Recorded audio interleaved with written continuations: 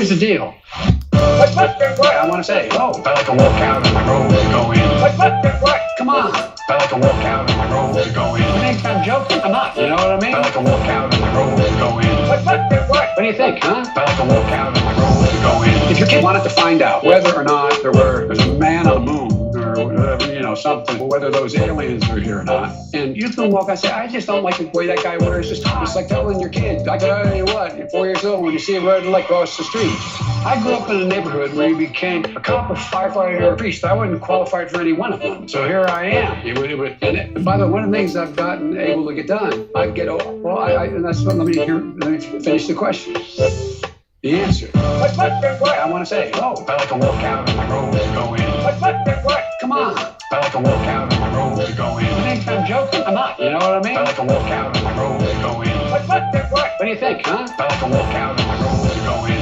I mean, QAnon. The idea that the Democrats, the Biden is hiding people and sucking the blood of children, and I don't care if you think I'm Satan reincarnated. The fact is, you may not like me, and that's your right. I'm sitting across from Putin. He knows who I am. Joe Biden. What's that all about? You're the big man, I think. Yay! I know who he is. Love Putin. But again, one last thing. We don't talk enough to you about this, I don't think. Here's the deal. I want to say, oh, I like to walk out on the road to go in. Come on. I like to walk out on the road to go in. You think I'm joking? I'm not. You know what I mean? I like to walk out on the road to go in. What do you think, huh? I like to walk out on the road to go in.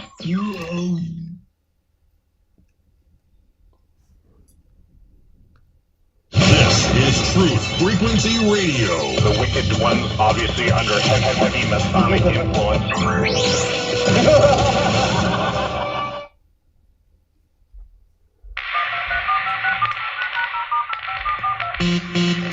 Conditional range. Conditional range. Situation Delta in effect. Please enter your agent number now, followed by the hash key. We have to create culture. Don't watch TV. Don't read magazines. Don't even listen to NPR. Time comes when silence is betrayal. More for themselves and less for everybody else. But I'll tell you what they don't want. They don't want a population of citizens capable of critical thinking. They don't want well-informed, well-educated people capable of critical thinking. They're not interested in that. That doesn't help them. Think for yourself. Question authority.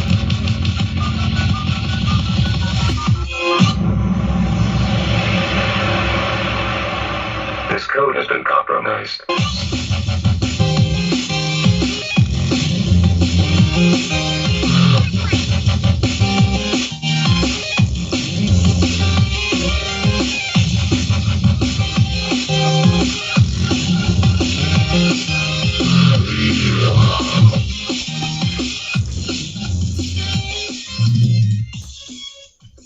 All right, we're back, Truth Seeker. It is Wednesday, March 30th, 2022. Bruce Willis in the news. Of course, the Will Smith obvious fake slap that has everybody talking around the water cooler. The Joe Biden booster. And also in the news, the Joe Biden Emmett Till anti-lynching bill. Clearly exactly what we needed at this day and age for America, since we know lynchings are also common. And just to, again, understand the importance of gematria in terms of seeing through the way the federal government actually operates, let's take a look at the Emmett Till anti-lynching bill. Again, this is a story that you can share with your friends and family, and they just might get it. So, from Joe Biden's November 20th birthday to March 29th, the day he signed the anti-lynching Emmett Till bill, was 129 days later. And in gematria, Emmett Till equals 129, just using that most simple cipher. A is 1, B is 2, C is 3, D is 4, E is 5, F is 6, so on, up to Z is 26. Emmett Till, 129 days after Biden's birthday. But making it all the better, it was 129 days before Barack Obama's upcoming birthday. And again, Obama used to be the president while Biden was the VP. And you might recall that their attorney general at the end was Loretta Lynch. And I used to talk about this all the time. What were the odds of the first black president's attorney general being named Lynch? But the day they did this, which was March 29th, 29/3, like 293, which is the 62nd prime number. In that most simple cipher, Lynch equals 62. And guess how old Loretta Lynch is at the time of the ritual in light of Lynch equaling 62? Of course, Loretta Lynch is 62 years old right now. And with regards to the historical connection, it should make you wonder if the Emmett Till story was ever even real, or if it was another federal psyop for the purpose of focusing on race and creating division in people, which is what I imagine it probably was. I'm pretty sure this is the same trick they've been doing to us over and over again. We know the George Floyd thing was a complete stunt for the division and chaos it would create. But here's the thing about Emmett Till. He supposedly whistled at a white woman, which led to his lynching on the date August 24th. Well, go figure that August 24th leaves 129 days in the year. And again, Emmett Till equals 129, and now Joe Biden signs the bill 129 days after his birthday, and again 129 days before Obama's. Now, the reason I say this might wake up your friends and family is we've been inundated at my channel with what's his name? Simon Dan followers. He did a video saying that Gematria was just bunk, just utter bunk. I forget exactly what British term he used, but he said it's a bunch of nonsense. And it's funny, he said that the exact same day that this happened, which is really just like any other day, because again, if you have this knowledge, every single day you can see how the governments of the world operate by this code. Over where he is in the UK, you had the David Cameron exit by the numbers during Brexit, the installation of Theresa May by the same numbers, then her exit exactly 158 weeks after she took office when Boris Johnson equals 158. Again, and that's also in the most simple cipher. A is 1, B is 2, C is 3. Again, I mean, the problem with this world really is, you guys, that they just can't see the obvious. They don't resonate with truth or facts. Again, it's that old quote, you can't convince a believer of anything. Believers, they don't make their decisions based on evidence. Nothing can change their belief system. So many people have a built-in belief system where their God is the authority and the television and their slave school upbringing and, probably their BS religion that their parents got them on. These things are their God. These are the things that they believe in. Everything else is just automatically disregarded, rejected. And again, it doesn't matter how much evidence you shovel in front of them that that's the case. They just can't see it. It's just like 9/11. I mean, you had to be brain dead to not see through the lies of 9/11. And perhaps, 9/11 something that didn't fool me for 2 seconds. I saw through it as soon as it happened. It just couldn't be a more obvious lie. But, I think part of what I learned about myself is I had a lot less belief and faith, who I had next to none, in government and authority. It was always something I was opposed to. Almost everybody else, they just stay under the thumb of authority. And, we know what it's like for those of us who are awake. We hear what the Bill say back to us. Oh, come on, government would never do that. Oh, come on, government's not that bad.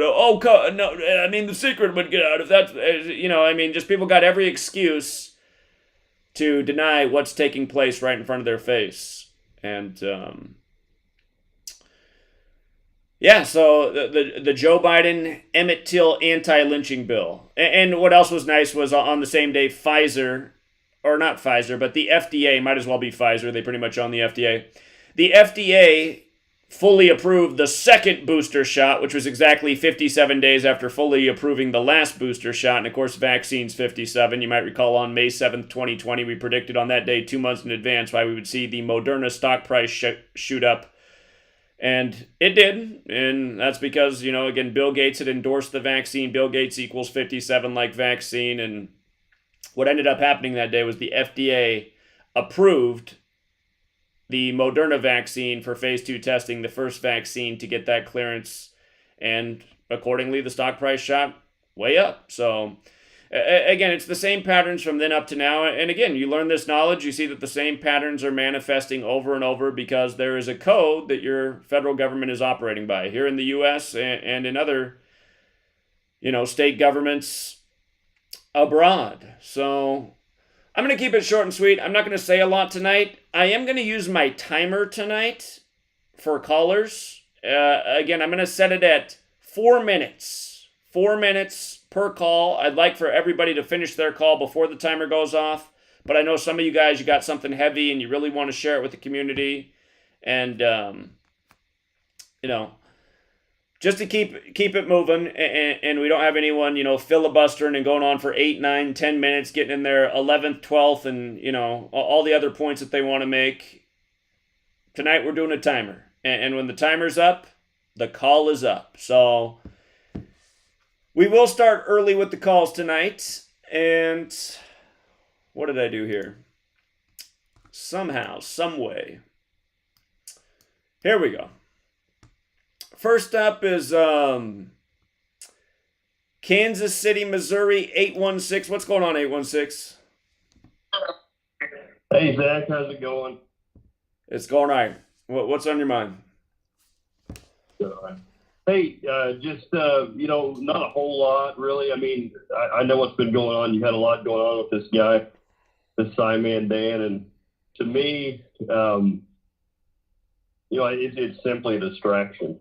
I mean, if you look at the way they operate, they literally, you've made enough waves at this point to where they're starting to come after you. And I think that you realize that. But, a lot of people can't see. They don't, a lot of people aren't good with numbers, and when you start talking with a lot of numbers, they really start getting confused, and they're not able to see that code. And, it's really hard to break through those people. So, what do you do? I know that's why you're frustrated, because you've been trying for so long to reach people that just, more than anything, it's when they choose to ridicule you because they don't understand what you're talking about, and that's, how do you get past that barrier when they don't understand, and then they choose to be egotistical. And normally is the case. They'll normally get egotistical and come back with a rebuttal and try to attack you personally instead of talking about the actual information that you're talking about. But, one of the things he pointed out, I went and watched his video, and he's like, well, you said something about Zeus and he's being the Roman god. And he tried to say that, no, Zeus was a Greek god, that he wasn't a god of the Romans.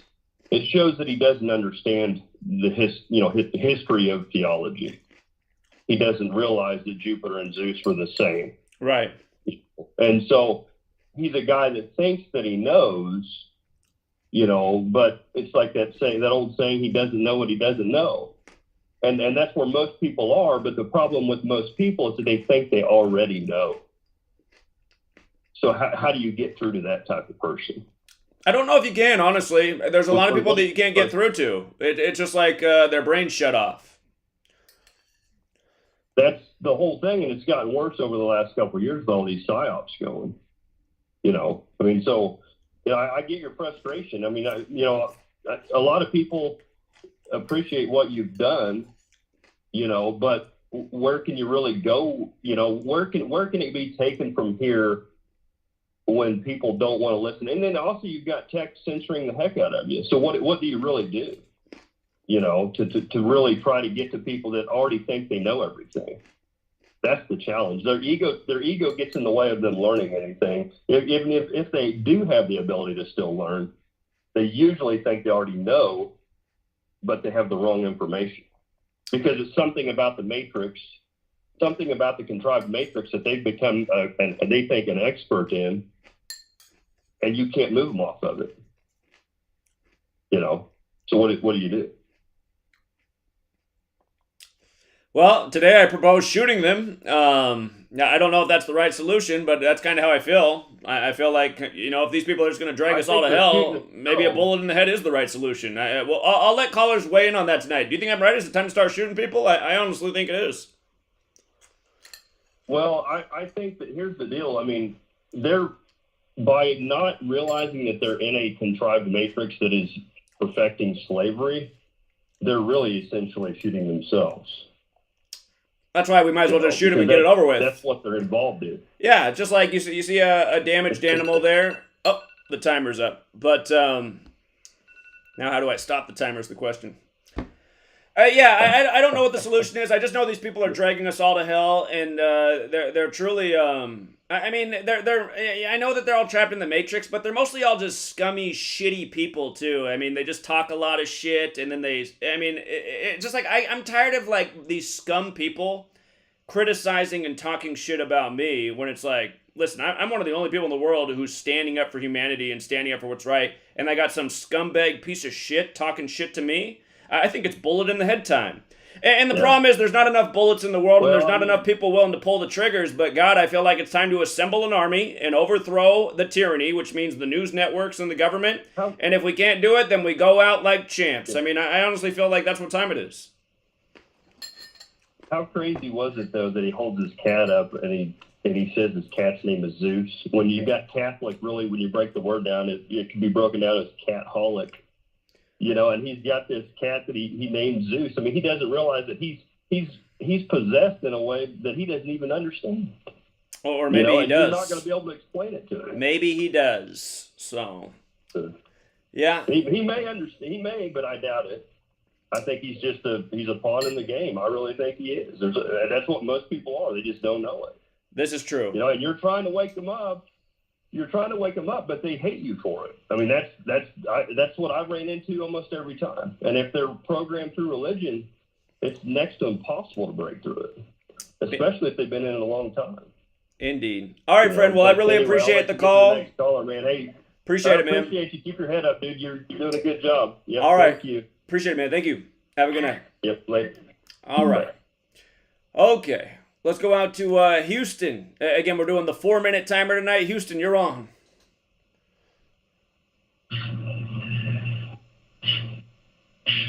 Houston?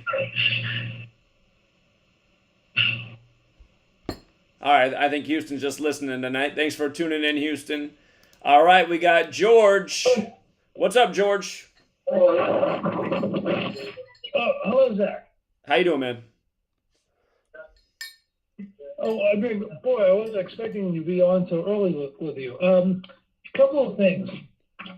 I just wondering, and I'm sure you've probably heard this one already. Did you know that Will Smith has just come out with a new movie? It's called The Pursuit of Slappiness. No, I didn't. Oh, okay. And Chris Rock is coming out with another show. It's called Yes, Everybody Does Hate Chris. Isn't that a show that's already out about him? Everybody Hates Chris? Oh, well, the new show is called Yes, Everybody Really Does Hate Chris. Okay. Oh, okay, well, speaking of which, I know you've done a few videos in probably about as many days, so I don't want to belabor that topic. But something people need to realize is both Will Smith and Chris Rock are actors. Now, Rock is probably known as a comedian, but yes, he is an actor. He's done several films. So they've been doing this for decades. You saw my work on this, right, George? Well, yes, I just started watching your videos, GematriaEffectNews 25. You saw how they foreshadowed this at the... Yes, you know how they did this at the 2000 Video Music Awards for MTV? I did not. Here, I'm going to pause your timer. Okay, so just so everybody knows this about the Will Smith slap of Chris Rock, these two actors at the Academy Awards, an award show for actors, and you can... It pains me how dumb people are. You can see it's a fake slap. First of all, who backs up while... First of all, what man is slapping another man, first of all? But then second of all, you can see that he backs up while he slaps. I mean, like, in what world? Anyway, here's the ritual. You got to go back to the 2000 MTV Video Music Awards. Shawn Wayans did a Chris Rock imitation as the host, and he's making fun of Cisco looking like Eve, because they both had shaved heads. One was a guy, one was a girl. He's talking about how it looks like it's white teen 99 because almost all the nominees are white despite the black people in the audience. He's talking about all sorts of things that are relevant. Will Smith was in attendance after MTV. They purposely, after he makes the joke about Cisco and Eve, it goes to Will Smith laughing in the crowd, which is just like the joke about G.I. Jane and his wife. But okay, Shawn Wayne's at the end of the skit. He offends Puff Daddy, so Puff Daddy comes up on the stage and smacks him across the face, and then everybody else comes up and dogpiles on him. Now, Puff Daddy ended up being the mediator for Will Smith and Chris Rock this year at the Oscars. And remember, in 2016, with the Oscars too white thing going on, Chris Rock also made fun of Jada Pinkett Smith and Will Smith, just like how whiteness was a joke in the 2000 VMAs. But here's what people aren't getting. Sidney Poitier just died at age 94. The first black actor to win Best Actor. He died at 94. He starred in Lilies of the Field, which is about a man saving a group of Roman Catholic nuns. That film is 94 minutes long. Of course, Roman Catholic churches equals 94. Sidney Poitier's birthday is February 20th. On that day this year, Juwan Howard, who looks like Will Smith, slapped the Wisconsin coach and got suspended. And that was exactly 5 weeks before, it was on a Sunday, exactly 5 weeks before the Oscars, where Will Smith became the 5th black actor to win Best Actor. Not to mention, Juwan Howard was part of the Fab Five at Michigan, and he was drafted into the NBA in 94, 5th overall. Now, the other thing that happened in 94 is Kurt Cobain died in a big 94 ritual in a greenhouse. And then the Foo Fighters were established after Kurt Cobain died because Dave Grohl ended Nirvana and started the Foo Fighters in 94. Well, who died 2 days before the Oscars? Oh, the drummer for the Foo Fighters died. And then right after his death and the Will Smith slap, the UK media puts out all these stories about how Prince Harry recently slapped the drummer Taylor Hawkins of Foo Fighters. Again, the band established in 94. But Kurt Cobain's birthday was also February 20th. That was also Sidney Poitier's birthday, again, the day that Juwan Howard did the slap, all on February 20th, and Sidney Poitier is known for the famous slap in the film In the Heat of the Night, which happens to equal 86, just like how the Oscars fell on the 86th day of the year. And, just some more of the 94 stuff. Will Smith won for portraying the father of Venus and Serena Williams in King Richard. That movie's mostly focused on Serena Williams, who turned pro in 94. So again, Juwan Howard's connected to 94. The movie that he wins, the Oscar for is about a story about leading his daughter to becoming the greatest pro tennis player, starting in 94. Again, the Kurt Cobain to Foo Fighters connection from 94. And remember, the Foo Fighters just got in the movie business because they just put out the movie Studio 666, where 666 is the 36th triangular number. And again, Taylor Hawkins just died 36 days after his birthday, right after the Foo Fighters made it into the 36th Rock and Roll Hall of Fame.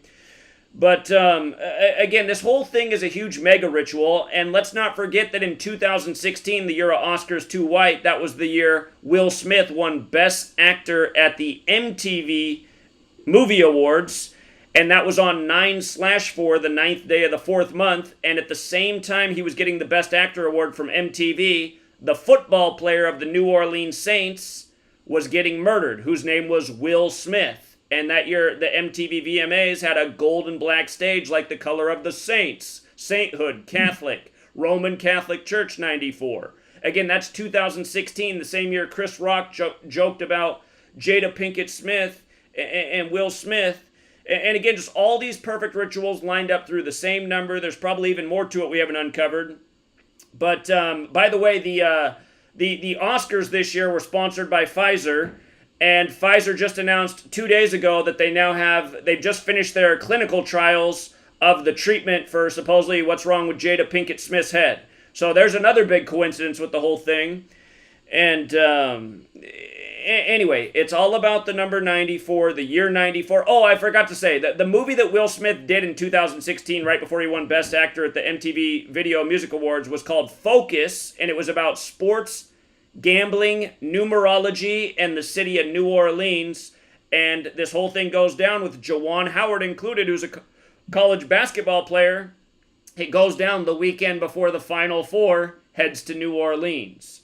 And, of course, Duke's been moved to the favorite in Coach K's final season. Duke's known for their floor slap, one of the rituals that they do. And Duke was in the championship in '94. They lost to Arkansas, who they just beat in the Elite Eight to advance to the Final Four. So, anyway, I just want to make sure all that's out there. Hopefully you're able to follow that along, George. But here, just so you know where we are on the timer, you got 2.5 minutes left, and I'm hitting the resume button. You got the floor, friend. Okay. Okay, thank you. So just a couple things about Will Smith, the actor. He went to Our Lady of Lourdes High School in Philadelphia, PA. He's also a known Prince Hall Freemason. However, I'd just like to spend my last 2 minutes or so talking about the nexus between Ivan Reisman and Madeleine Albright. Did you cover Reitman's death last month? I guess it was on February the 12th. Wait, did I cover whose death? Ivan Reisman. I don't think I covered that. Well, he along with Madeleine Albright, was born in Czechoslovakia, or what used to be Czechoslovakia. Now, his date of birth was the 27th of October, 1946, and she was born on the 15th of May, 1937. So they both were apparently Jewish, and they both had family members who allegedly died of the Holocaust. No, I'm not a Holocaust denier. That's another conversation altogether. However, they like propping up these puppets and say, "Oh, they survived the Holocaust, or at least their family did." So, Reitman was a famous director in the 1970s and 80s.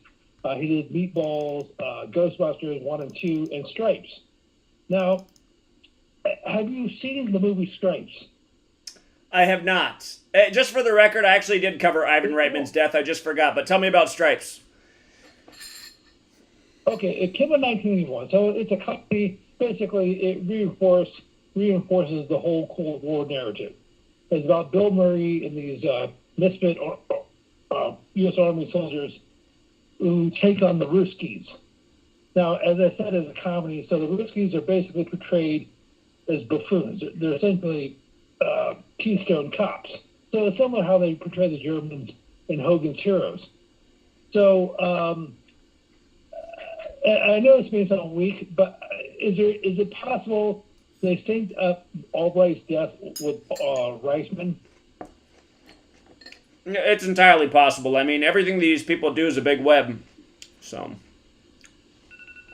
Okay, so anyhow, but one of the movies he did was Dave in 1992 with Kevin Kline, who has a Jewish father and a Catholic mother. Dave is a comedian and impersonator who impersonates the president, who actually suffers, the real president suffers a heart attack or a stroke. So Dave, the impersonator, basically has to take over for him. So I know there have been other actors like Donald Trump and Ronald Reagan, but he reminds me somewhat of Zelensky. The commercial came on, George. We'll be right back, everybody. Sit tight.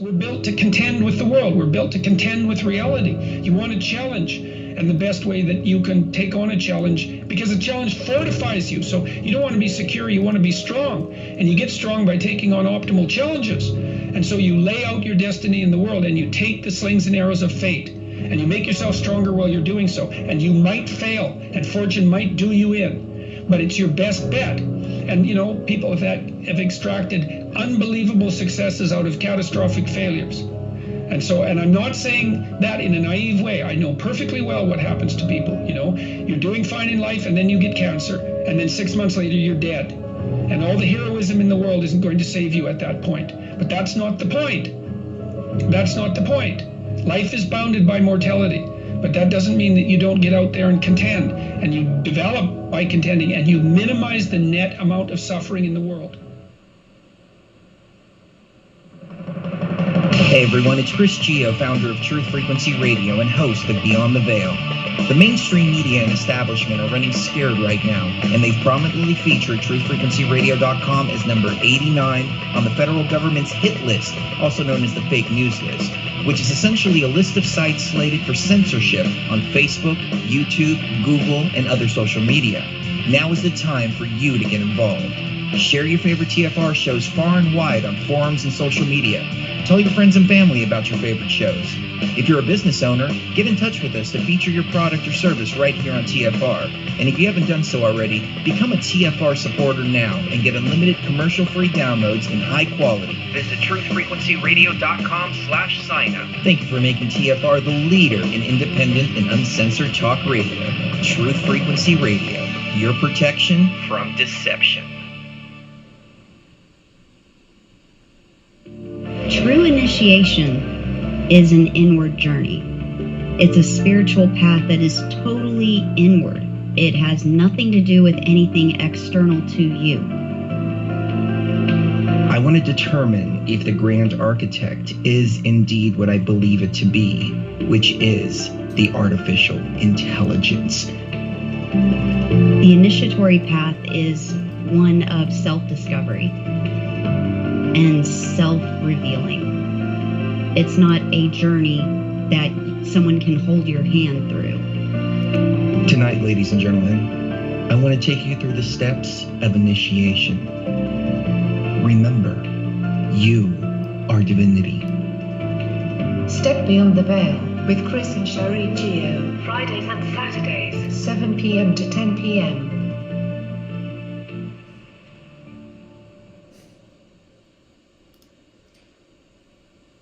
This is Truth Frequency Radio. No hate, no hype, no fear. Real people, real radio.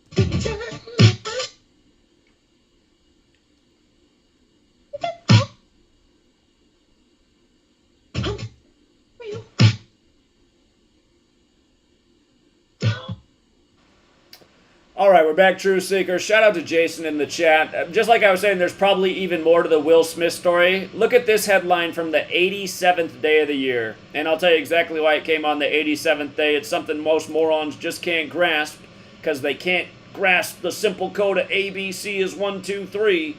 But video of Will Smith slapping prankster resurfaces after Oscars incident. So this is March 28th news, the 87th day of the year. And apparently, in 2012, Will Smith slapped a reporter in the face while doing promotion for his movie Men in Black 3 in Moscow, Russia. Of course, Russia, just using A is 1, B is 2, C is 3, Russia equals 87. This comes up on the 87th day of the year. Of course, you had Sean Penn at the Oscars saying he's going to smelt his Oscar if they don't get Zelensky up on the screen during the show, who, of course, is an actor. And again, it should remind you of the theater of war, all the things we've been talking about. But every single day, your news manufactured by a code, undeniably, unless you're brain dead and suffering from cognitive dissonance, is sadly the majority of humanity is. You think Pfizer would look for a pill for that, huh? The pill to crack cognitive dissonance. I almost want to go into pharmaceuticals and see if I can figure it out. I'm sure the FDA would never allow it to be passed, but anyway. Let's go to Rambo. It's Rambo's time to shine. Sorry, George.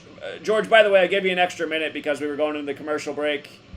I always appreciate George. I wish you guys in the comments in the peanut gallery would stop giving George so much flack. But I do appreciate George. He's always got a great observation. And I also appreciate this man very much. Thanks for joining us again, Rambo. You're on. Thank you. Very welcome. Right, so I want to talk about some esoteric symbolism that was apparent at the March Madness tournament.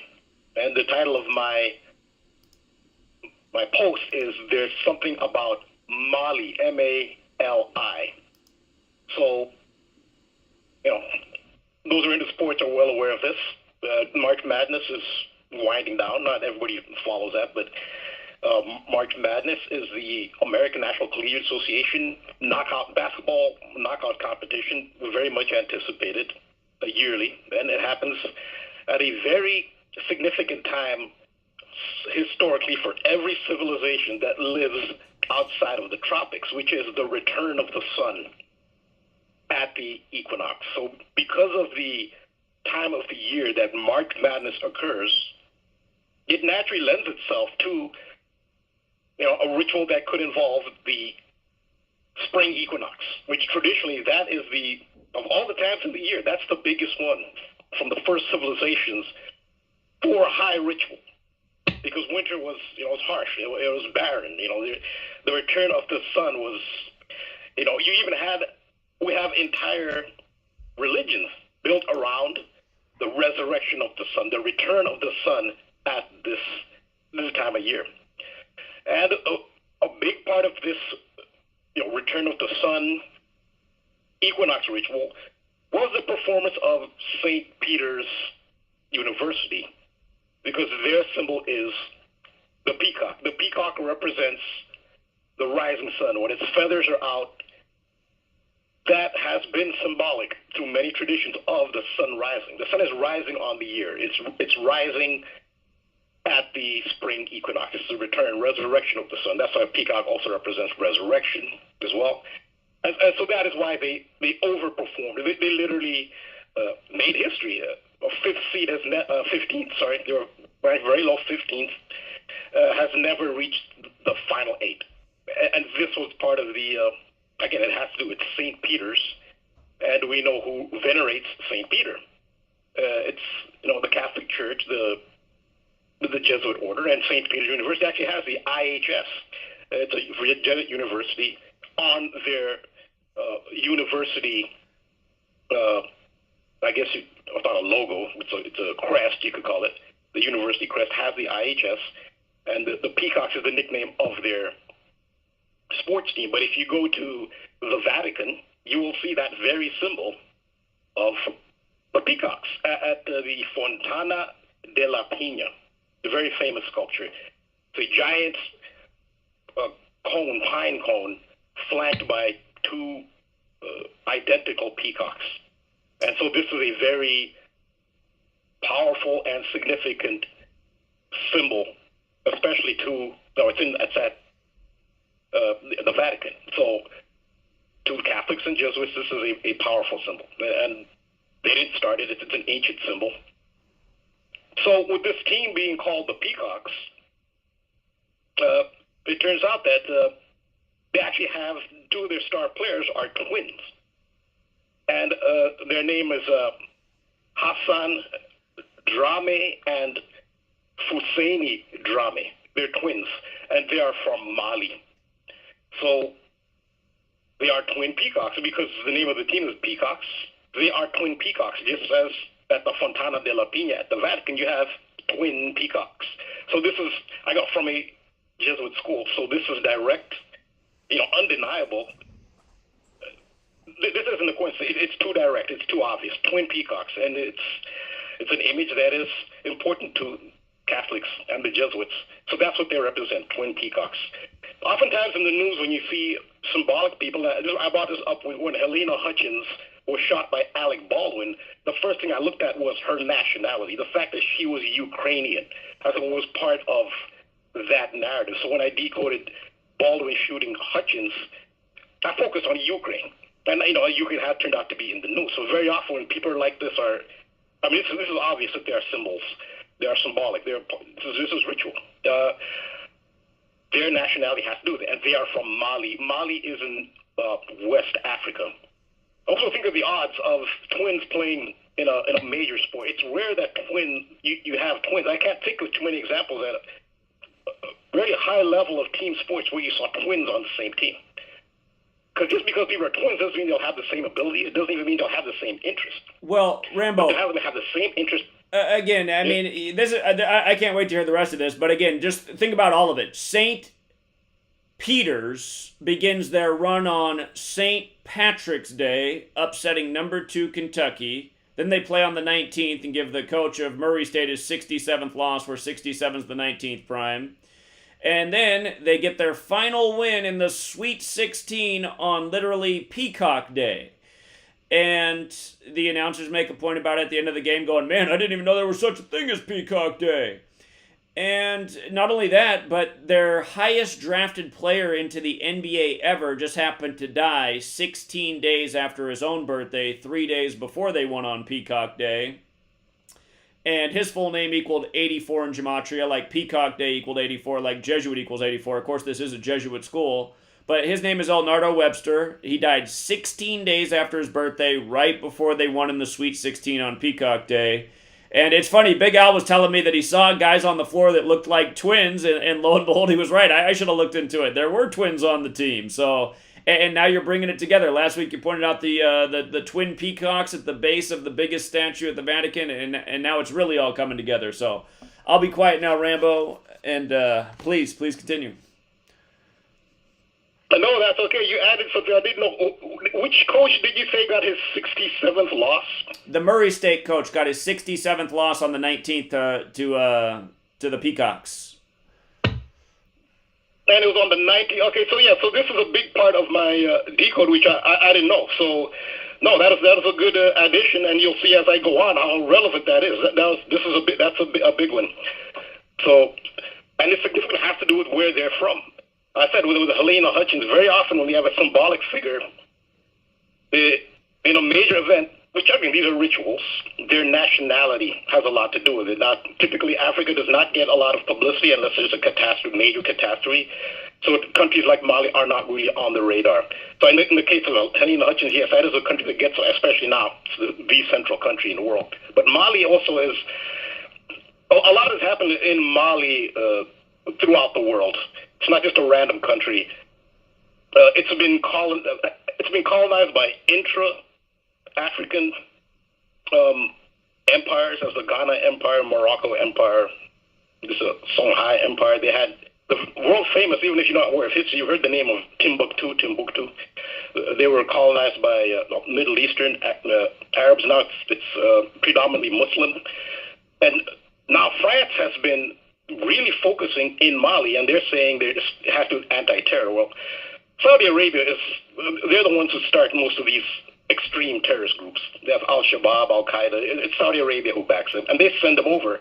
And then France comes over. It's order out of chaos, and France comes over to Africa to deal with their terrorism problem, but France and Saudi Arabia are allies. That's how it works, it's order out of chaos. But they focus on Mali, especially. This is a country that's focused on a lot.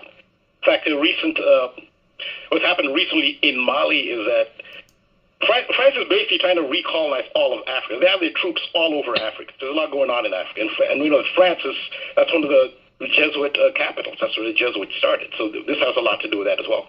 It goes back to them that way.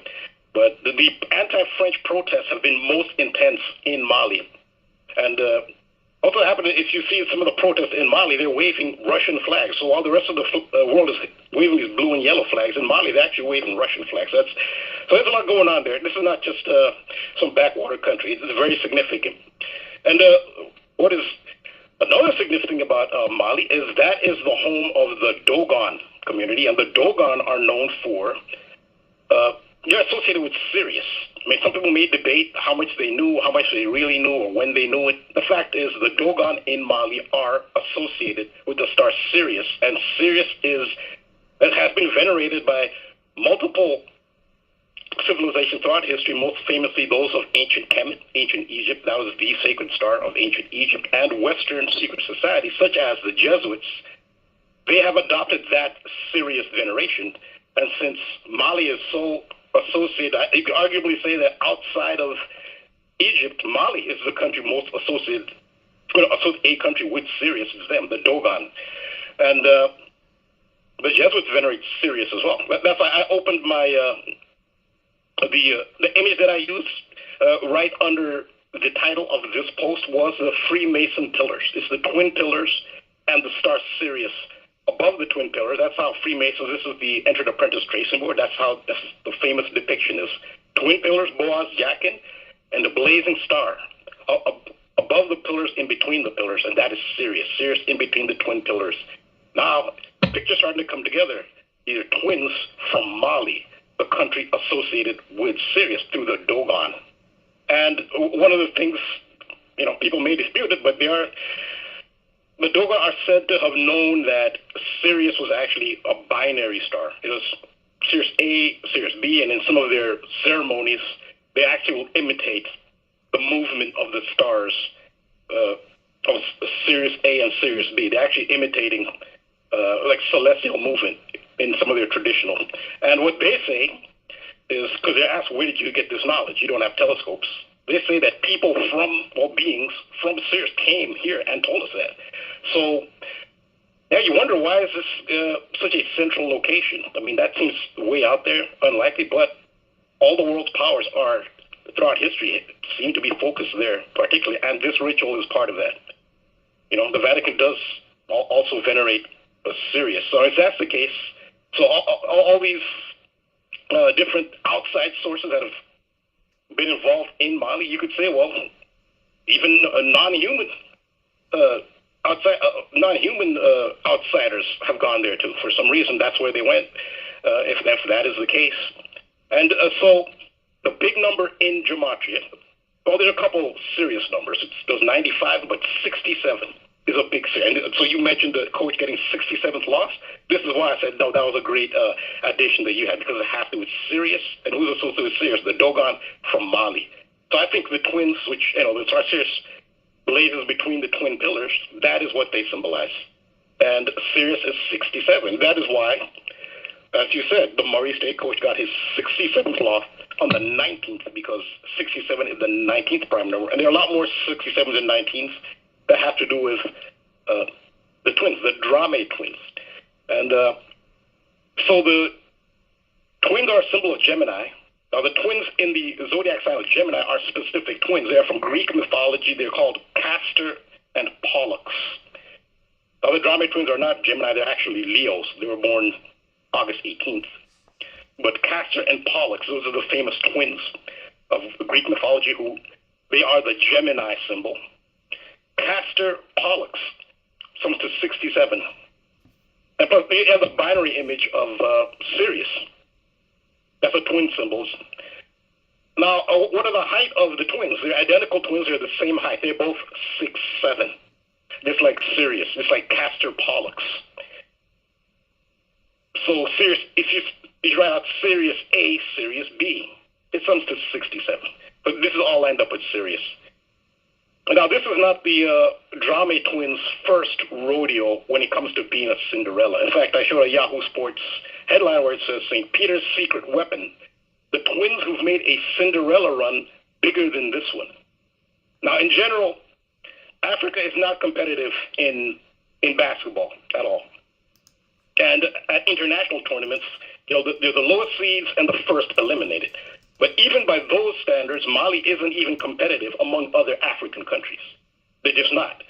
So the weirdest thing happened. This is an even bigger miracle than 2022 March Madness, St. Peter's. The World Under-19 World Cup, the Under-19 World Cup in 2019, we'll see a lot of that number. Mali miraculously made it all the way to the final. They kept beating. It was just upset after upset after upset. Like I said, they're not even competitive among other African countries for some reason. And then the Drame twins were on this team. So they led them all the way to the final, where they met the prohibitive favorite, who was, if they take it seriously, are always going to win. It's the United States. And even then, they were very competitive in the final against the United States. I think at halftime, they're only down 2. So this was pretty much their tournament. Again, but it was the Under-19 Basketball World Cup. And it was in Greece, where Castor and Pollux, Greece, in 2019. And we know why that is, because the 19th prime is 67. That's the number of Sirius. Sirius associated with the Dogon and Mali. That's why that is. So So if you look at some of the statistics, the official statistics for the country of Mali, so looking at Wikipedia, for some reason in their opening paragraph on the country of Mali, they choose to highlight 2017 statistics. And they actually do have more updated statistics, but in their opening paragraph on Mali, because Wikipedia likes going with the official numbers, they highlight 2017 statistics where they say the population of Mali is 19 million, and further states that 67% of its population is under the age of 25. They write those things back to back. Quote, the population of Mali is 19.1 million, 67% of its population estimated under 25. So Wikipedia does. Wikipedia knows the official numbers. Why are they putting the 2017 numbers when they have updated numbers? It's for that reason. Mali is associated with Sirius. And also currently, and all sources confirm this, Mali is the 19th most populous country in Africa. So yeah, so now you're seeing why that stat that you said of that coach getting a 67th loss on the 19th, this is why that ties in. Now the peacock symbol, it's in multiple traditions. You know, the Vatican and St. Peter's University, obviously they have the sculptures and the teams named after, so we know that they venerate to some degree the peacock. But it's also seen in the Yazidi. The Yazidi they're Kurdish, and they're a sect of Kurds, but they have a peacock deity. Well, it's an angel, a high-ranking angel, named Malak Taus, which can be spelled in different ways, and that's what the peacock represents. It represents Malak Taus, angel, in the Yazidi tradition. Well, one of the ways you can spell Malak Taus is Malak Taus. Malak Taus comes to 67, so that has some synchronicity with the Drame twins, Sirius, and the peacock. Another number relevant to twins is 126, and that comes from Genesis 1:26 into the King James Version. And God said, let us make man in our image, after our likeness. When you're describing making something in your image and likeness, you're suggesting a duplicate, like a twin is in your image. It's a reflection. So Genesis 1:26 is a twin reference. And so that's a twin. And if you write out, God said, let us make man in our image, it sums to 126. So how convenient that is Genesis 1:26. I think this is one of the biggest affirmations of Gematria. This can't be a coincidence, but you try out Drame twins, it sums to 126. So yeah, so I show the twin pillars of Freemasonry tracing board again to say this is what the Drame twins represent. They are the so if you look at the entered apprentice tracing board of Freemasonry, you can say the images that stand out the most salient images of the entered apprentice tracing board are the twin pillars and the blazing star. And there are different ways they can be depicted. So artistically. But this one, it's not that hard to find. You see that the eye, the all-seeing eye with the rays behind it, and sometimes you'll see a pentagram. A pentagram can also represent Sirius. Well, that is Sirius. That's the blazing Sirius, and it's between the twin pillars, and so that's them. The Drame twins, they are Sirius. That's through Mali. Mali is Sirius through the Dogon, and they are twins, the twin pillars. It's a very Masonic and Jesuit symbol. So yeah. Well, there's another part too. Is also they call the Dogon. Now the Pope wears a fish hat. The fish hat actually comes from ancient Babylonian times when they had a god named Dagon. Dagon was a fish god, and the high priest of the Dagon, they used to wear a robe with a fish head on top. That's actually where the mitre, the Pope mitre, and the cards wear that mitre. That's actually where it comes from. It comes from Dagon, who was a fish god. And the Dogon actually described the Nomo who they said came from Sirius. They described them as kind of fish hybrids. Like they kind of look like hybrids between humans and fish. And this is interesting that Dagon is the fish god of Babylon, and they're called the Dogon. They say fish men talked to them and told them about Sirius. And the Vatican just happens to venerate this fish hat. So all these things, point to an interesting ancient past that is still being honored today in the modern day. Indeed, very interesting, Rambo. The water cooler topic of the week, the Will Smith slap of Chris Rock. Did you have anything to add to that ritual? You see anything in that?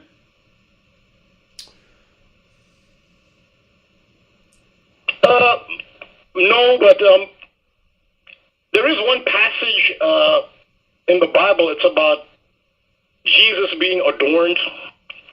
I have to look it up.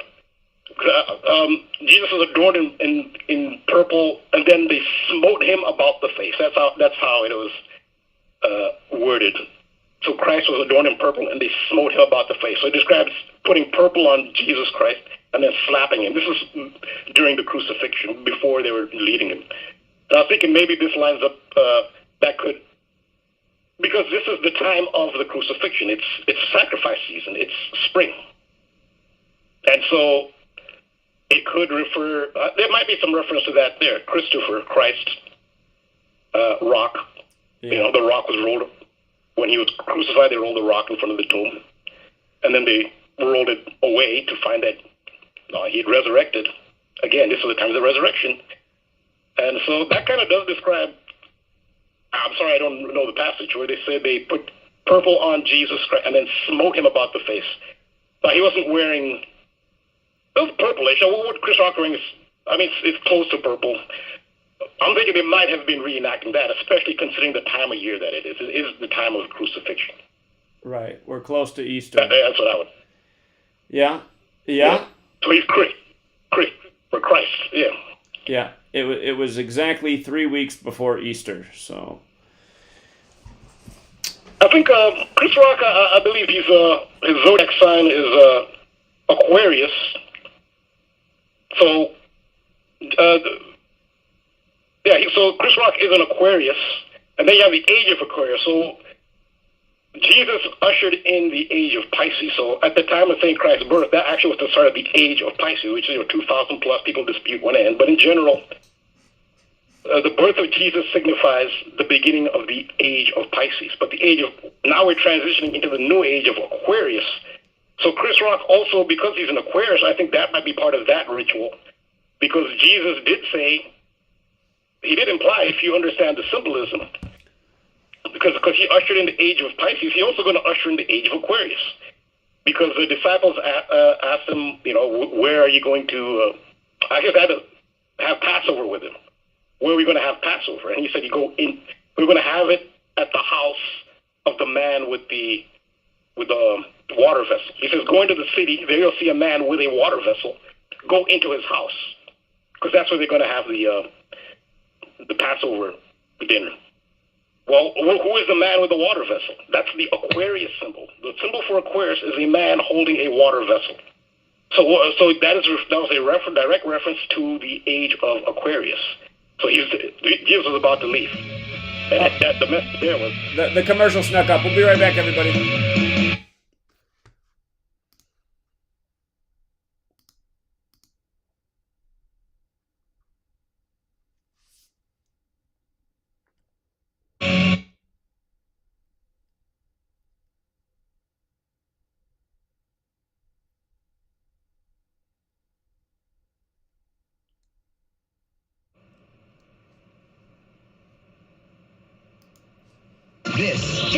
This is iHeartRadio. iHeartRadio. iHeartRadio makes you want to move. When you have a great melody, a song to last forever. Instantly connected. I love it when the beat goes. Did you know you can listen to Truth Frequency Radio on iHeartRadio? Just download the app to your smartphone, or smart TV, and get the best of TFR wherever you are. iHeartRadio. I'll see you there. So, you love talk radio? Then you'll love TalkStreamLive.com. TalkStream Live is always on, 24/7, with the best streaming talk shows. Find your favorite talkers and discover some new ones. It's free, readily available online or on mobile with any smartphone or tablet. Finding your favorite talk shows all in one place has gotten a whole lot easier. Just go to TalkStreamLive.com. Be sure to download the free apps from Google Play or the iTunes app. It is time for us to adopt a new company brand to encompass everything that we do, to reflect who we are and what we hope to build. I am proud to announce that starting today, our company is now Meta. We're going to talk about a metaverse. Meta. I thought I was supposed to be the robot. Meta. This could be very positive for our society. Meta. I hope that you will join us. You're going to be able to do almost anything you can imagine. This isn't about spending more time with friends. It's about making the time that we already spend better. We're starting to see a lot of these technologies. Next, there are avatars. And that's how we're going to represent ourselves in the metaverse. All right, perfect. I thought I was supposed to be the robot. You'll see the facial expressions. You get to decide when you want to be with other people. When you want to block someone from appearing in your space, or when you want to take a break and teleport to a private bubble. Meta. We're going to talk about a metaverse. Meta. I thought I was supposed to be the robot. Meta. This could be very positive for our society. Meta. I hope that you will join us. I want to share what we imagine is possible. This is not the way that we are meant to use technology. Too realistic. That's a glimpse of the kinds of experiences that you might have in the metaverse. You're going to really feel like you're there with other people. I'm here! I also want to be upfront about the fact that there's a ton that we just don't know yet. What? So we're going to approach this with humility and openness. Meta. We're going to talk about a metaverse. Meta. I thought I was supposed to be the robot. Meta. This could be very positive for our society. Meta. I hope that you will. You must unite what has been set aside. We are TFR, Truth Frequency Radio.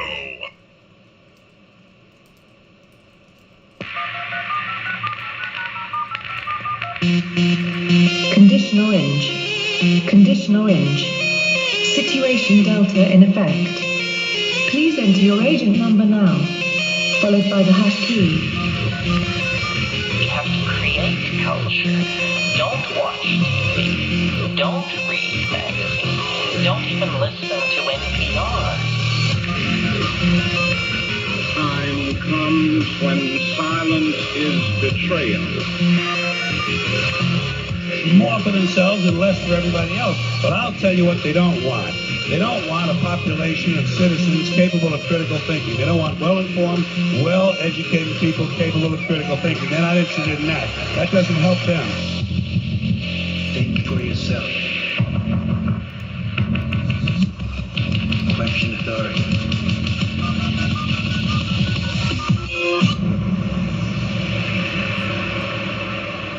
This code has been compromised.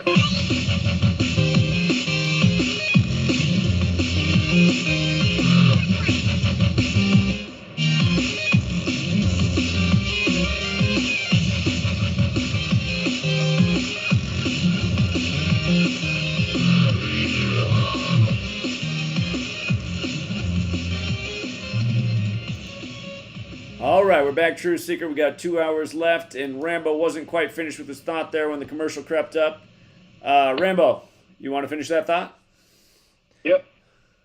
Yeah, I was just saying, it's actually Matthew 27:27, but I see in some places it says they put a scarlet robe on Jesus, and then they slapped him. They said they smote him about the face. But I've seen some versions where they describe it as purple, and his name is Christopher, Christ, Rock. The Rock is associated with Jesus. He's referred to as the Rock, and the Rock has to do, again, this is the time of the crucifixion where they roll the rock in front of that, and he's an Aquarius. And then Jesus did make the reference, if you understand the symbolism, to that he would usher in the age of Aquarius, just as he ushered in the age of Pisces, when he said, that when they asked him where they're going to observe the Passover, that he told the disciples, go into the city and you go into the house of the man with the water vessel. The man with the water vessel is the symbol for Aquarius. So you could say Chris Rock is the man with the water vessel. He's an Aquarius. And so I see a lot of, especially with this time of year, I do see a lot of the Jesus/crucifixion symbolism that was in that event. I'm not sure why they picked Will Smith. But yeah, I think Chris Rock might represent the age of Aquarius when Jesus said, go there. You're going to see me there at the house of the man with the water pitcher. I think this was what I think might be part of that. Well, very interesting as always, Rambo. I appreciate it, friend. Was there anything else you wanted to chime in tonight? Yeah, also, I saw somebody did a decode. They did the gematria on the German name for the Jesuit order. Well, that wasn't a complimentary decode. That was a troll saying why gematria is stupid.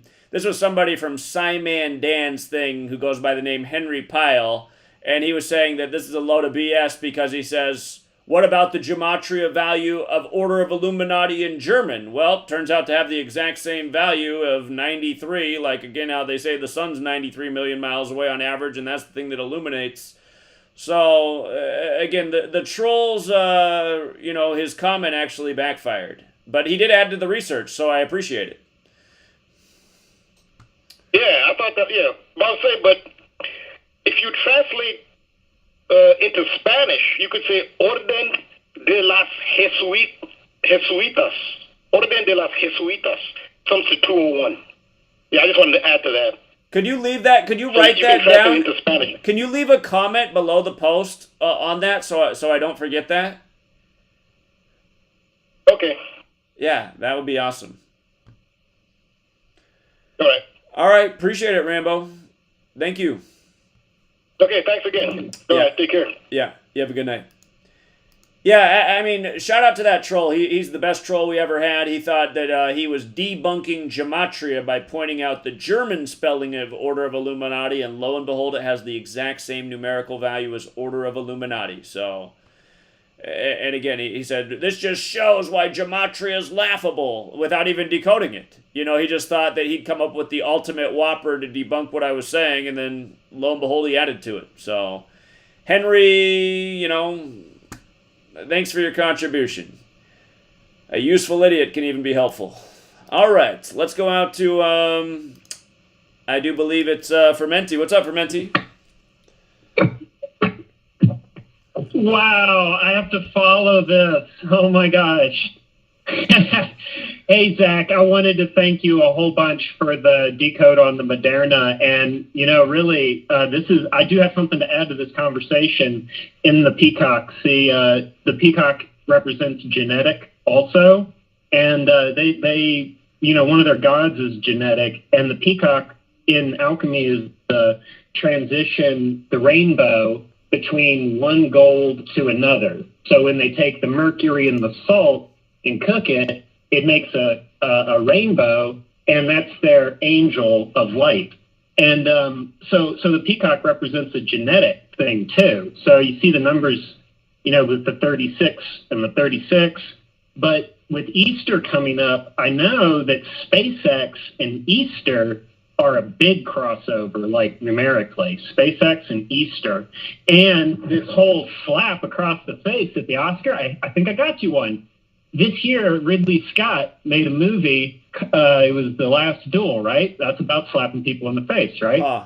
Okay. Well, Ridley Scott also made a movie called Covenant about the black oil, arachnospore, the transgenic spore. And so the Covenant, that ties in because of the genetic and the SpaceX and Elon, his name. And when you were doing that article on Moderna, did they mention the moonshot? How it was a moonshot? I do remember that. Okay. Okay. Now, half of moonshot would be Elon, his first name, which is half of his whole name. 1938. And this is, I finally got the videos uploading properly. I went to Rumble. And if you search Fermenti, that's it, just Fermenti, Fermenti, in the channels, it should come up, and I got the video that they deleted put back up. And it's about this. It's about how there's a strong genetic connection to the sports and like Elon and SpaceX and stuff. So I think this, there was another slap in the face dual thing, but I forget it off the top of my head. But I really think that that's a connection. Okay. I just went to Rumble and searched for Menti. Is that your channel name there? Yeah, it should be in channels, not in videos, in channels. Okay. Well, it didn't pop up on the first search, but there must be a way, so. You gotta FERMENTI channels. Fermenti channels. Yep, it's gotta be channels. It won't come up on videos. It's a bunch of awesome recipes, though, because remember, in Portuguese, fermenti means fermented. Right. Oh, indeed. Yeah, it's still not coming up even under that, so. Okay, well, I'll figure it out. But yeah, so I would think that I got a feeling with Arbutus and Elon, I bet you there'll be a stock something by Easter with SpaceX, because I forget what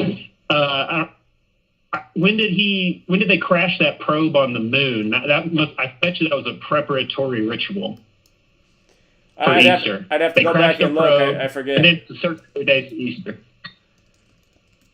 I will have to go back and look. So. But he's Mr. Big Bitcoin too. So the Bitcoin, they play that Bitcoin the way they play the genetics and the sports and the religion and the politics and the Pharaoh and all of it. You're amazing, Zach. I can't thank you enough for all the hard work you do, man. Listening to you bend your mind to the Moderna thing just was like, yes, thank you.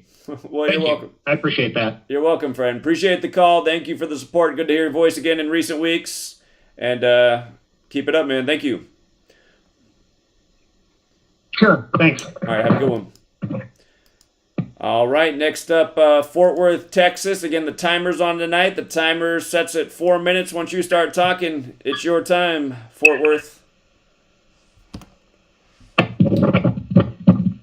Hello? Hello. You're on. Hello? Yeah, you're on. You hear me, Zach? I do. How you doing? Doing well, thank you. This is Steven. I've got a quick decode. I called last week and mentioned how I'm decoding murders. And so Monday, this week, one of the top stories in Dallas-Fort Worth is a toddler, which equals 33, was shot in the head at a park in Dallas. Dallas, of course, equals 113, which not true equals 113. Boy equals 42 for masonry. Boy also equals 39 masonry. So they have not named the mother yet. And so the police think it's real suspicious because there's no bullet holes in the car. And the mother said that it was a road rage incident. Road rage equals 42 and 147. The park that they were at it's called Timberleaf Park, which equals 137, which is the 33rd prime number. They also were going to a donut shop. Donut shop equals 39 and 42. Donut itself equals 20 and 74. Like 20 equals death, and then 74 is Masonic. Okay, and there was another park too called Forest Meadows Park. That all the way equals 74, like Masonic. Forest itself equals 83, like murder. Okay, so then the picture on the news that they're showing of the little boy, somewhere on the wall behind him is decorated by somebody likes fashion. So they did like they wrote the word, making like a little art project with the word glamour. Glamour equals 33. All right. They went to the donut shop approximately at 9:38 a.m. Then 20 minutes later, they show up at the emergency room. Now, they said that they found a gun in the woods at the park. Gun equals 42 and 39. The donut shop was on Walnut Street, which equals 74, Masonic. They interviewed a man who lived across the street from the park, and he said he saw the police recovering the gun from the woods and putting it in evidence. The man's name they interviewed was named Reed Holt, which equals 39 Masonic Masonry and 42 Freemason. They said the mother said it was a road rage incident that a black man had pulled the gun and shot at them and killed the 3-year-old boy. Well, road rage equals 42, like Freemasonry, and 147. The child's name is unusual. Jalexa, Jalexus, Washington. Jalexa equals 20, as in death, right? 20 equals death. Am I correct? Right. Yeah.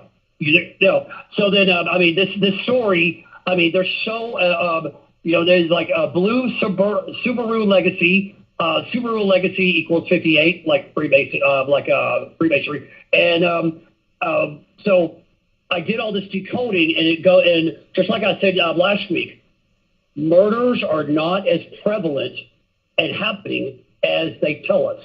My conclusion to this is this 3-year-old boy is not real. This is all fakery to make you, to put you in a low frequency when you watch the news. Misery loves company.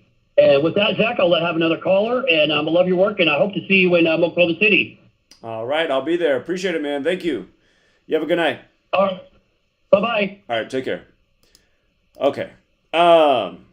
He kept his call under 4 minutes. Again, just things to think about with that decode. Again, a lot of the stuff in the news is fake to keep you in a low vibration and just to spread unnecessary fear and make you think you need some authority to keep you safe at all times. That there's killers around every corner, no doubt about it. But again, it's just decoding certain details because it's like, okay, yeah, Dallas does have that number, but does that mean everything that happens in Dallas is Freemason? Road rage does have that number, but does that mean every road rage incident is Freemason? Road rage incidents do happen. It's a term given to people's, behavior behind the wheel, which we all see how it is. People get in their little metal and glass box, and then they think they can act all crazy in there. But again, when you're decoding, make sure you're decoding the key details in the story that are unique to that story that you couldn't just. For example, the detail he put in about the time they gave in the story, 38 minutes after the hour, and then 20 minutes later, we know death is 38 with the alphabetic order. Death is 20 with the alphabetic order and rules of numerology. Those are the kind of things they put in the story that stand out. But yeah, make sure you're not over-decoding and just decoding details in the story and then saying, oh, that's got the number connection. So, because, again, you want to make the strongest argument. And think about what we're up against here. I'm showing how Emmett Till equals 129, and it's 129 days after Biden's birthday. He signs this Emmett Till bill, 129 days before Obama's birthday, and Emmett Till's lynching incident had everything to do with 129 because he whistled at the white woman on the day, leaving 129 days left in the air. Shout out to Kayla who caught that detail. Kayla Decode Talker, make sure you're subscribed. And people think that's a coincidence. Oh, I just don't think anyone. So, if you're Adam and you're like, and boy equals this, and road rage equals this, they're gonna be like, well, wait a minute, a boy could get shot, a road rage incident could happen. So again, make sure we're decoding the details that are unique to the story that really point to the recurring, repetitive use of just the same stuff that we see in all the news media, whether it's national news story or local news story. His point about the death numbers, those are the numbers they always stick in there with death. And I remember it was probably a little more than a year ago now. It was out when I was pounding pavement. There was a gentleman who came up from California and pounded pavement with me. And then I was recording when we went down not far from the spot, and the police had sectioned off this area. It was supposedly a crime scene and a homicide scene, and the detective was there. And I asked him, I said where that 38 is, you know how they put out the different numbers for the the evidence. But I asked the detective who was there, I said, is that where that 38 is? And I said, is that where the person died? And he goes, yep. And I was like, how weird is that the 38 is where the body was? It was just like, what in the world? I mean, some things could be a coincidence, right? I mean, there's a chance that could just be coincidental, but then there's another part. It's like, did something even really happen there, or is this like a local scare story for the news or for the community? Again, I do live in Yakima, Vegas, where there are a lot of murders because there's a lot of drug trafficking and drug-related crimes here. It's the murder capital of Washington State. But anyway, let's go out to 419 Salina, Ohio. What's up, 419? Hey, Zach, this is Decoding with Cody. Okay, what's up, man? Oh, not much. I actually have a little bit to add to what Rambo was talking about. I didn't even realize I was going to have something to add, but I did, because as I was doing some measuring this week, trying to make predictions, you can probably tell that's what I like to do. I like to try to see when these things are going to happen, but I discovered that Obama will be 22,220 days old. Here's just what I got to throw out there. It's almost, I mean, it is, there is a value to making predictions, but again, it's just like, even predictions aren't going to be what wakes up people. It's like, look at how many correct predictions I have in so many different areas over the years, and still nobody cares. I'm getting inundated with comments from Simon Dan right now. Let's see you predict something then. Let's see you predict when Ukraine's going to end. It's like, well, how about rewind just a month? Did I not say that the whole Ukraine thing was going to pop off on February 22nd? It's like, nobody even cares. It's like, and then I respond to that and people are like, well, do it again then. And it's just like, it's just, so, I mean, trying to predict things, there is some value to it. But again, sometimes I think it's better to just focus on what we know and just expand on what's already there and just further develop the knowledge rather than investing so much time into trying to make the next prediction. But anyway, go ahead. Yeah, I mean, I definitely agree with you on that. I mean, I think it's just, for me, it's just fun. Even if I'm wrong about it, I just have fun doing it. I'm just somebody that has fun doing everything I do, so I'm just excited about it. So, I mean, the reality is that I forget what I was going to say, but I was going to say that the whole Obama thing, he's going to be 22,222 days old on June 7th. And, Rambo was just talking about the 67.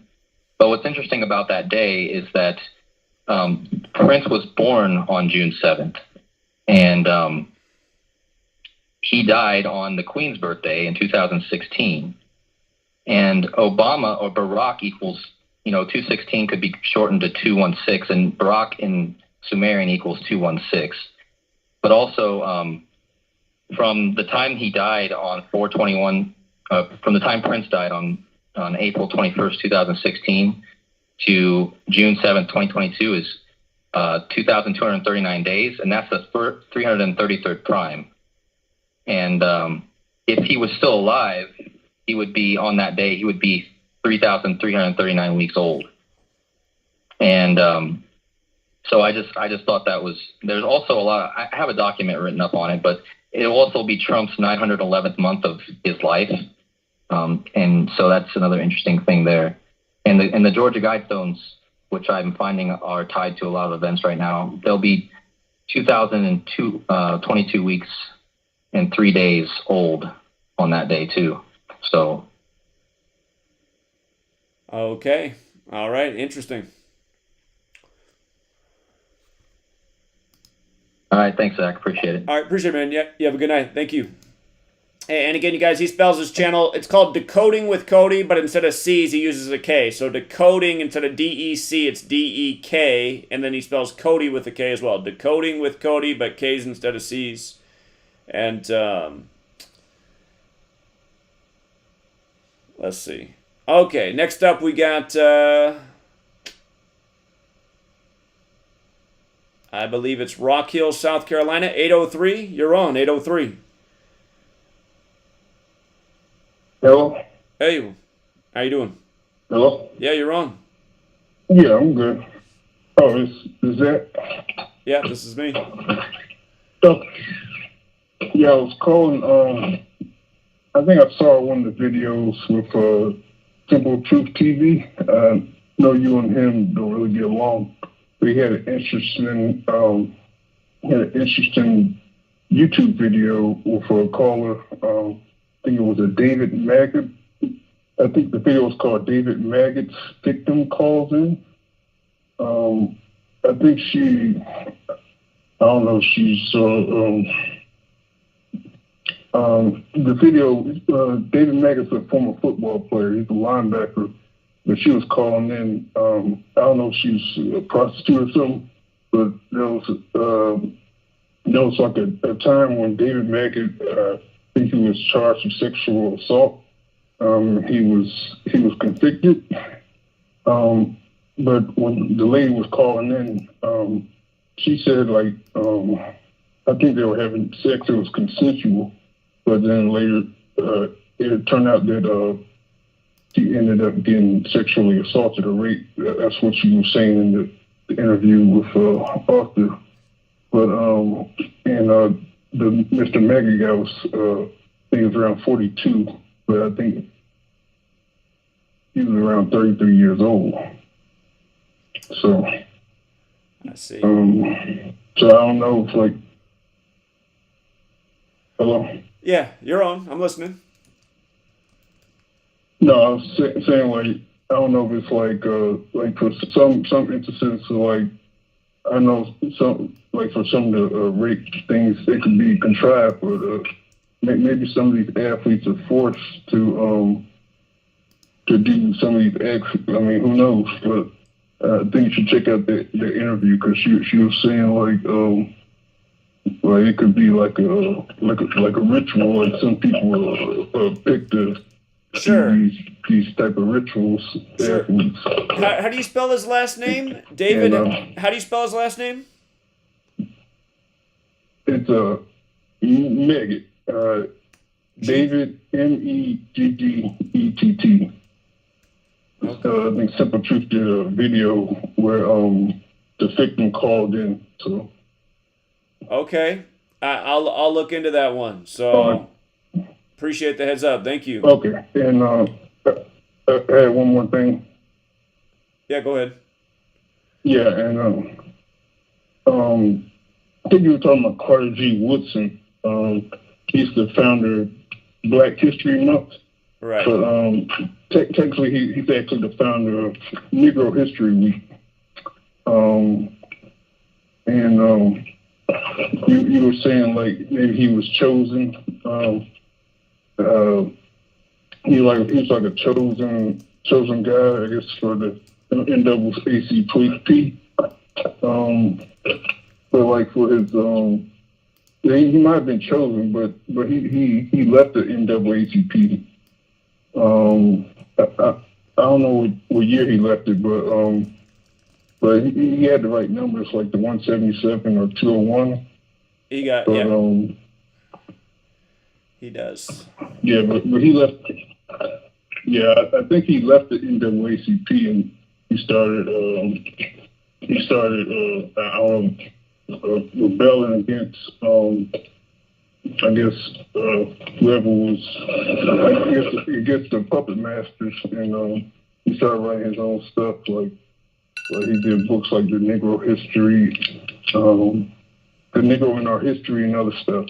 So some of these people are chosen, but I don't know if some of them, like, if they rebel, they get outed, and so they don't get, I guess, the funding or what. Sure. And I hear what you're saying. And again, being a famous part of Black history, he died on the 93rd day of the year, just like Malcolm X is 93, like Martin Luther King Jr. is 93, like Black History Month 93. We'll be right back, everybody.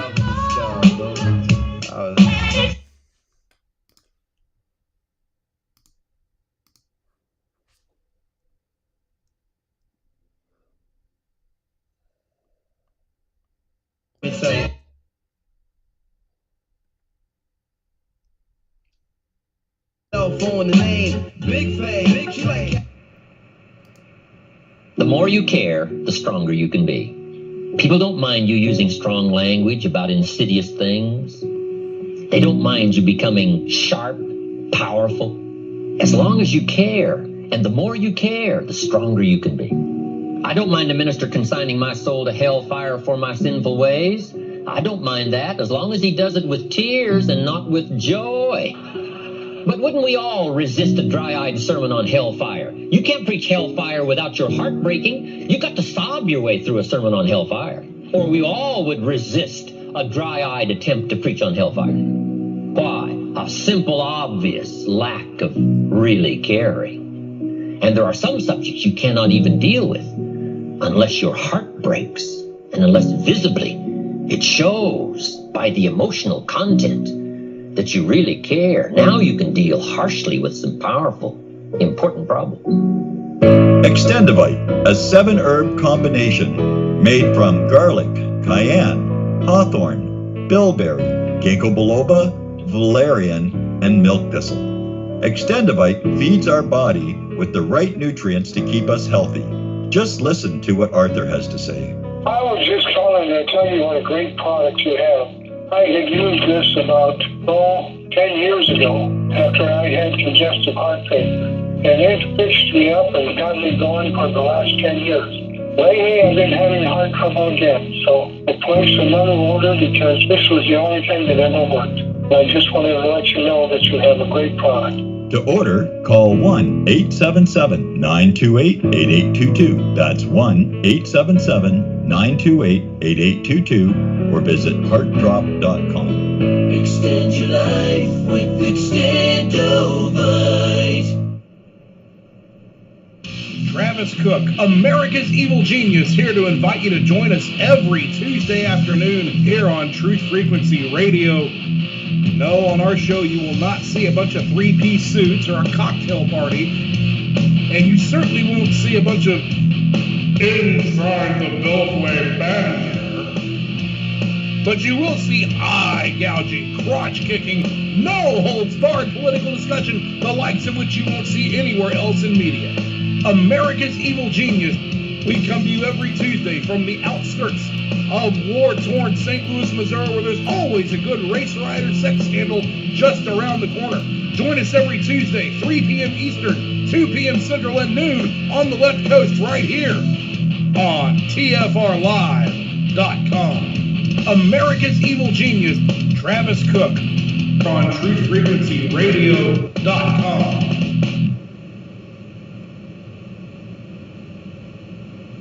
We are TFR. My fated destiny is all I need to prevail. Truth Frequency Radio.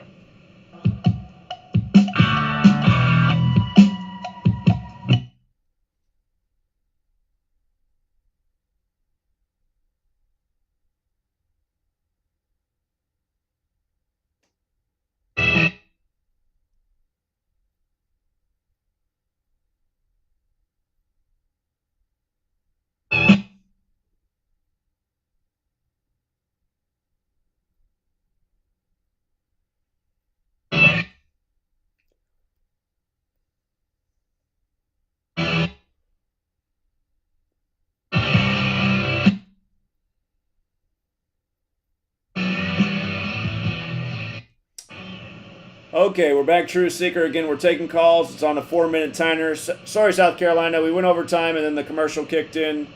But do appreciate you calling in.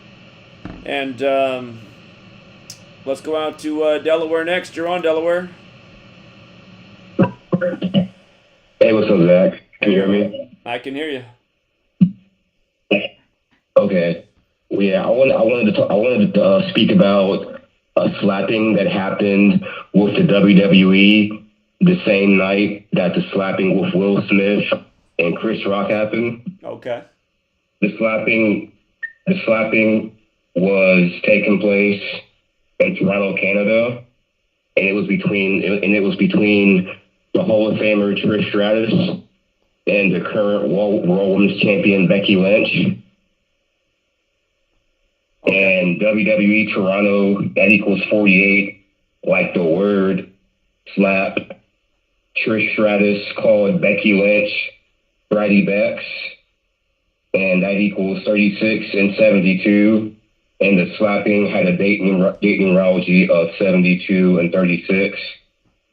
And that incident reminds me of how when Jeff Hardy lost his tooth against Sheamus and Cesaro, and Sheamus was called the Celtic Warrior.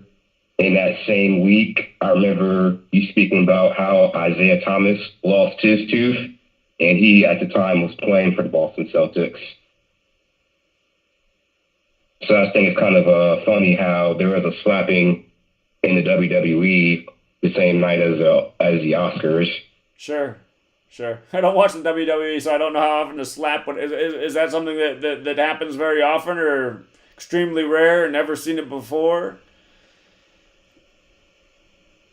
Usually between the women wrestlers it happens, but it hasn't happened but it doesn't happen that often. Okay. And this was a live show, and this wasn't a live show. This was like a house show that wasn't broadcasted. I see. Yeah, slapping going on all over the place. Interesting. Was there but yeah, that's all I had, man. Yeah, I'll let somebody else talk it. All right, friend. I appreciate it. I said, that was it. Yeah, let somebody else get in the line. All right, man. Thanks for the heads up. Adding to the riddle. All right. You have a good night. Thank you. All right, take care. All right, let's go out to 310. I believe this is Mr. Stonewood. It is. How you doing? Doing well. Is that your real name, Stonewood? No. Okay. The street I live on, it's my porn name. You know, your Sure. porn name is your middle name and your and the street you live on. Oh, okay. I didn't know that. All right. Okay. Here's to be Keith, and whatever street you live on is your porn name. Okay, fair enough. I was just wondering. I was like, it doesn't sound like a real name, but maybe it is. It sounds kind of cool. Okay, Stonewood. All right. What's on your mind, man? I haven't been listening. I've been on hold for a minute, but I was at the dog park, so I didn't really catch most of it. I think you got my emails, though. It sounds like you mentioned the Pfizer having the alopecia drug in third phase clinical trials, and they're sponsoring the Oscars. So that was the left hand. The right hand was the slap for all watching, and then the magician always fools you with you're watching his right hand, and then on the left hand he's doing the actual trick. Did you catch that photo with Tupac and Will Smith back when they were young doing the Above and Below? Where was that at? They're probably blocking my emails to you too. Then maybe you didn't get them. I emailed you about 3-4 separate emails because my phone is such a piece of crap. It could only email like one photo at a time, or it says it's probably big. There. I haven't checked my email today. It's probably there. Did it come from DK Stonewood? Oh, okay. Yes. Okay. I will check it when I'm off the show. Yeah. Okay, so you already talked about information that I sent you that you got on your own or somewhere else.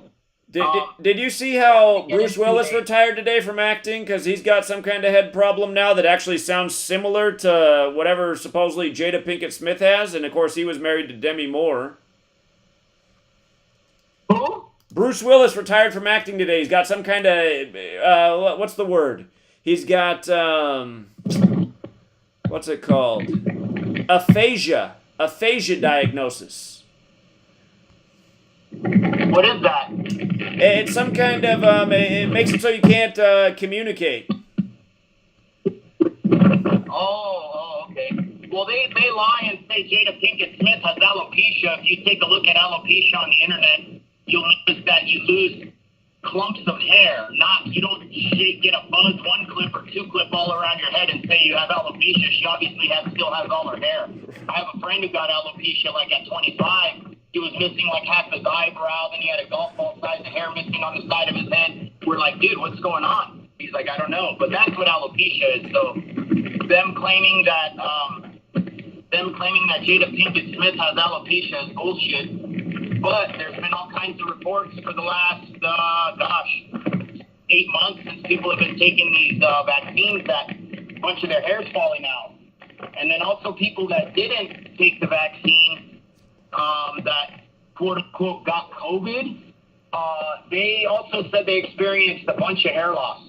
And then it grew back maybe a month after, including some of my friends. So I think that's what that's why they're all of a sudden coming out with an alopecia drug. Like, why would you be coming out with an alopecia drug now? Like, this has been around for decades, and, why all of a sudden now? So it's... And again, right after they sponsor the Oscars, where all this becomes the focus, it just seems... part of me wonders if it's going to become a more common problem, if they got some plan for us. Maybe somehow, some way, somewhere, something that's in the water and the food's going to start causing more alopecia, because I'd never even heard of this before, so... Yeah, I've been knowing about it for quite some time, and we've been talking about it. I have a friend who's a plumber, and people are putting these fluoride and chlorine, like, whole house system filters because it makes their hair real brittle and falls out. And when your chick starts losing her hair and then all hell breaks loose in the household, and then you got to do something about it. All the men can lose their hair. It's fine. As soon as any female in the household starts losing her hair, then all hell breaks loose. So people are starting to figure it out, because he's been telling me I'm basically putting on these multi-$1,000 systems on people's home optics recently because people are tripping on their hair. That's what a plumber's telling me. So it's not bullshit. Anyway, I wanted to try to do this as quick as possible. Kind of a little bit of a decode on the Sumerian tablets and the information that is kind of linked throughout all the other stuff from it, which is being falsely linked. So we have this story that, and by the way, just like you're teaching your audience, any story, when it comes from the mainstream, it's total bullshit, but then they always have their agents that are like alternative mainstream, like Del Bigtree or an Alex Jones. Like, they're, obviously it's not complete bullshit. There is some elements of truth to it, but in general, there's still gatekeepers leading you down, leading you off the cliff. They're just going to tell you a few, dangle a carrot, tell you a few good truths just to kind of catch you at first. And we have to look at every genre like that, because even, these astrology histories they give us, and the history of these different beings visiting the earth, those are also the same way. There's the total bullshit version, like, none of that stuff exists. We can't prove it. We have NASA. We're looking for it everywhere. We can't find anything. And then you have like the alternative mainstream view, which would be like a Zachariah Sitchin. And then, if we follow that story, they say, okay, these beings came here. Their atmosphere was dwindling down. So they needed to come here to get resources to fix their atmosphere so they could still survive. They brought their own slave race of workers called the Gigi. They came here to Earth to mine gold to take back to their planet, inject into their atmosphere and fix it. And in the meantime, they came here, and these Ijiji were starting to get irritated that they're being used as slaves. So they quote unquote rebelled and appealed to Enlil and Enki that they're not going to do this crap anymore and blah blah blah. So these Anunnaki, Enlil and Enki guys get together. They're master geneticists. So they're going to create a slave race out of what's already here, so the Ijiji don't have to do it anymore. So the story goes that, they spliced together their DNA and DNA of what, some of the beings that were already here, namely monkeys, and they spliced that together. And that happened all at a place called Adam's Calendar. You could pull that up if you want. It's in southern Africa. It's like 300,000 years old, this megalithic structure. It's like a little bit of a Stonehenge there. And so these guys are having a good old time, these master geneticists. And, this is all happening at Adam's Calendar. And as they're taking the genes from, monkeys here and their own genes, and they're doing this all outside the actual topography in that spot in southern Africa where it was. I think it's either in South Africa or on like the border of Zimbabwe.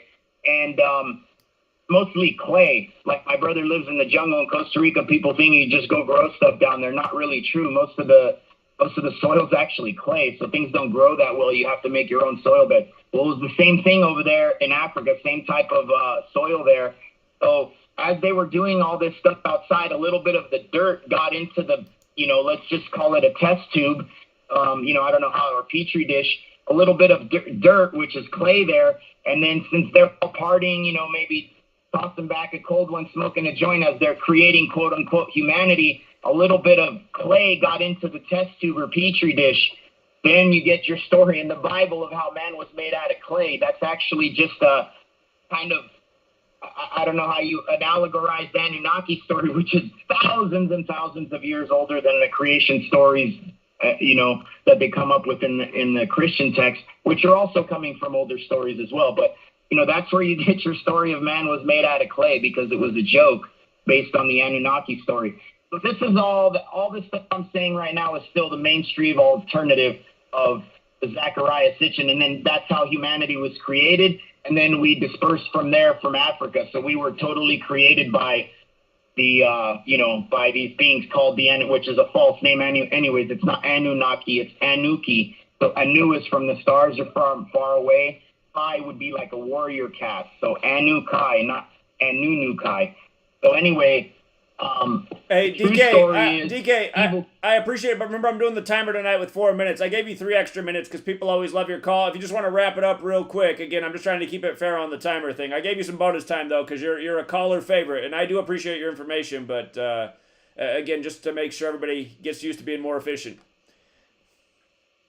Oh, shit, I wasn't even aware there was a timer tonight. Okay, I'll just send it there. We'll continue on Sunday or next week. Okay, appreciate it, man. Thank you. Okay, have a good night. Yeah, you too. Take care.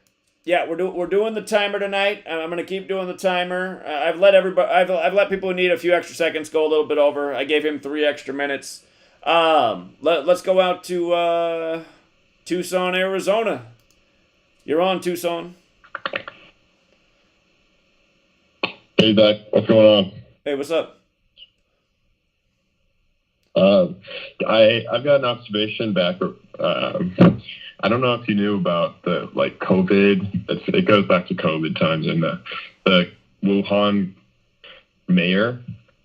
Can you guess how old he was when they first announced the Wuhan coronavirus? I would guess 56. Yeah, you're right. And I'm not sure if you knew that, but I actually didn't know that. I'm gonna go back and double check that. So the mayor at the time of Wuhan was 56 years old, just like how the lab that they always talk about was established in 1956.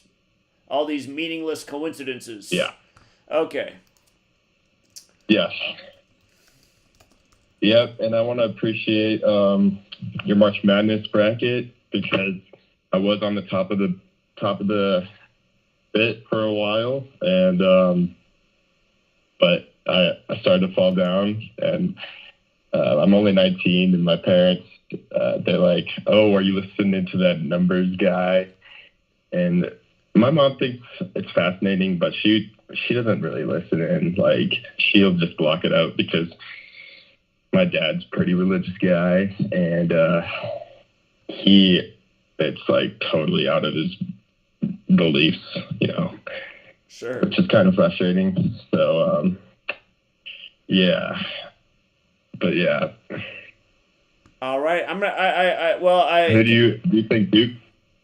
I still haven't finished. I still haven't finished wrapping up my thoughts on what's going to happen in the Final Four, but I will be talking about that on Patreon Friday night. So.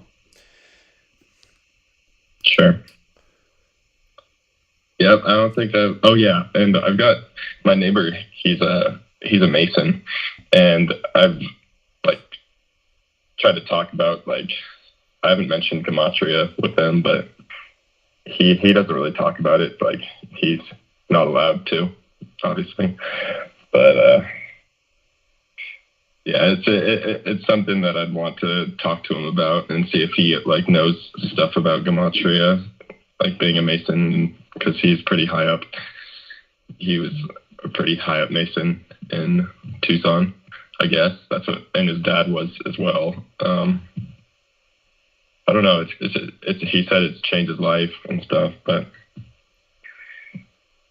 Indeed. Well, let us know when you have that conversation. Maybe you'll find out something interesting. So. Okay. Appreciate it, man. For sure. All right. Yep. You have a good night. Thanks, Zach. Yeah. Take care. Yep. Let's go out to Texas, 512. 512, you're on.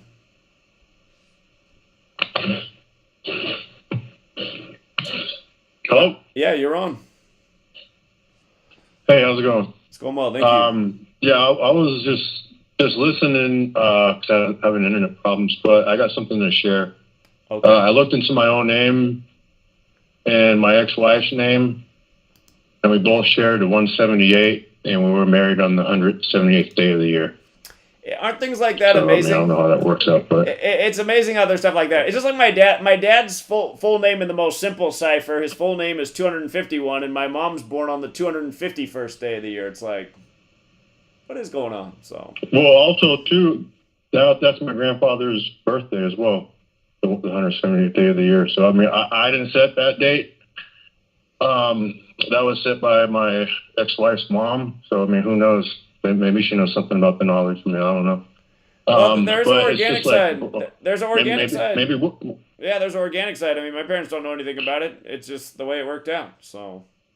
Well, I just wonder whatever they're doing, maybe that whatever like energy they're emitting influences this to happen. You know what I mean? I mean, I don't know. It's just weird, but that's all I got. Yeah. All right. Appreciate it. Have a good night.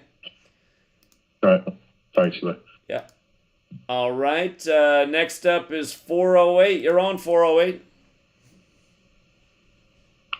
Hey, Zach. Hello.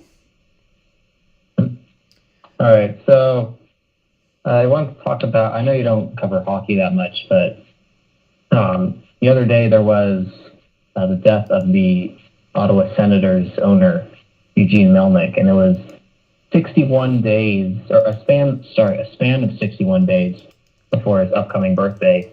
And I think I had commented on the video earlier today that he was 62 years old. Yeah, and look, I mean, it's just so annoying. It's so annoying. Every year there's somebody dead in connection to 62 on 29/3 because 293 is the 62nd prime. It just drives me nuts that every year I'm talking about the exact same things. 2 years ago it was so bad. There were so many deaths supposedly from COVID on 29/3. By the way, coronavirus pandemic equals 293, who had a name connection to 62.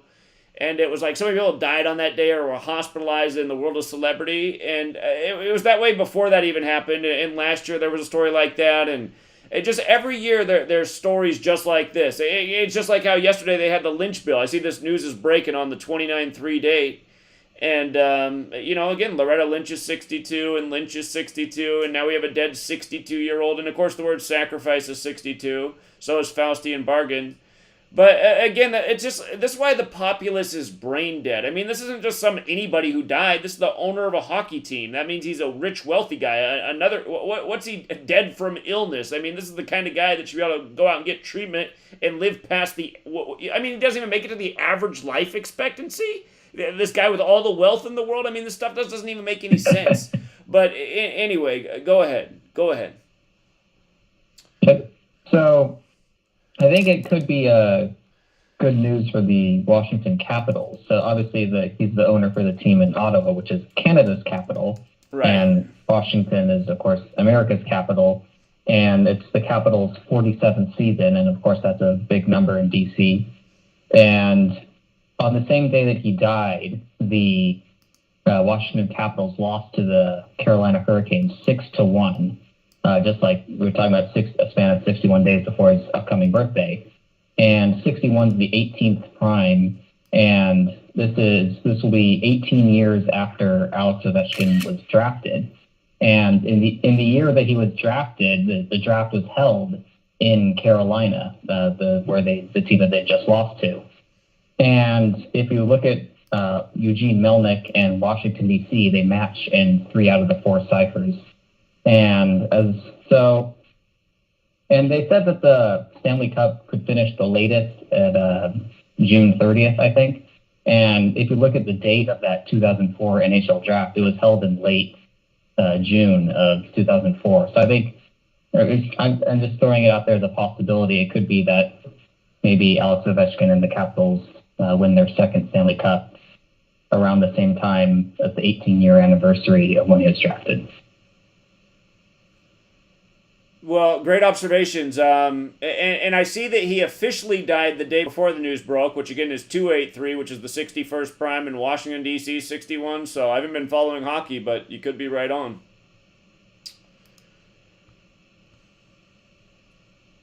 All right, I'll leave it for other callers. All right, appreciate it, man. Thank you. Okay, and he got his call in just under 4 minutes. Well done there. Did I already go out to 512? Let's double check. 512? Are you who I just spoke to?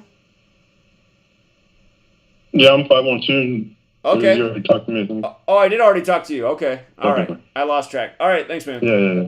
All right. Thanks for staying tuned in. All right. Let's go out to Oklahoma. Oklahoma 580. Yeah, can you hear me? I can hear you. Hey, Zachary. I saw some people talking in your chat about, the original language, how the scriptures were originally written. And I just want everyone to understand this, that the original language didn't have a J, V, E, O, or U. Those things were added in the 1500s by the Catholic Church. And at that point, I guess they were the Knights Templar, the military arm of the Catholic Church. They got together and created this thing called the Society of Jesus. So, and you also have to understand who translated the scriptures, all the world's a stage. It was the Freemasons. They were even Freemasons at that point. So my point is, if you really want to understand the scriptures, you really have to understand the original language that it was translated from.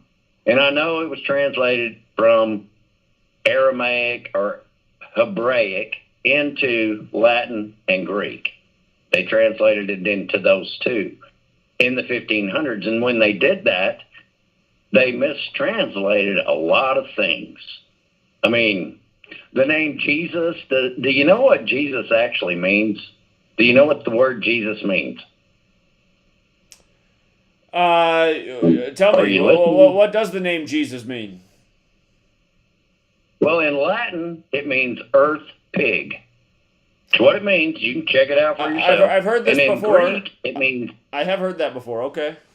And in Greek, it means El Zeus. Right, which makes sense. What it means. So Jesus is a misnomer.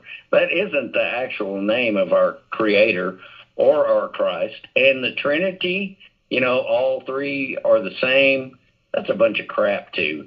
There's no way the Father and the Son are the same being. That's just total BS made up.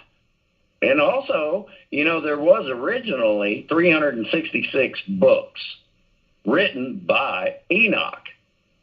Enoch wrote 366 books. He was called up. He wrote a bunch of books. He was sent back down. In 325, the Council of Nicaea decided that instead of 366 books, we're just going to use 66 of them, and we're going to throw out these other 300 because these people, they won't get that. They don't need to know that. So that was where a lot of things changed. So biblically, it's Zach, I get it, bro. You are a very intelligent man. You are very intelligent, especially with this code stuff that you do. But to believe Jesus, and I think I've even heard you mention this before, that his name can't be Jesus. Right. Have I heard you say that before, or am I mistaken? It's impossible for it to be his name. I made the same point many times. Okay. Well, that was really the only thing I was wanting to throw out there. Well, I appreciate it. And I know you guys don't want to hear it. Oh, sounds like we're getting cut off, right? The music is coming on. It's the commercial break. But hey, great call. You're right on time. Your 4 minutes was just about to end, and people appreciate the point. Good reminder about Earth Pig. Thank you, friend. You have a good night. Hey, you too, brother. All right, take care. Hi, my name is Ella, and I'm 10 years old.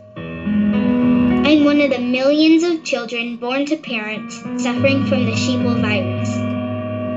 Symptoms include the inability to think for oneself, the attention span of a goldfish, and a strong belief in government and the mainstream media. It is estimated that 1 out of every 2 children are being raised by parents infected with the sheeple virus. But there is a cure. For as little as 19 cents per day, you can become a TFR supporter and help children like me get their daily dose of truth. Together, we will make sure every child has protection from deception.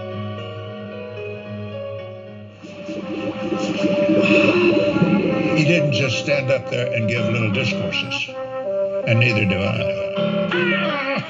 Well, it's about time. You still have to confess that myth, confess that myth, confess that myth.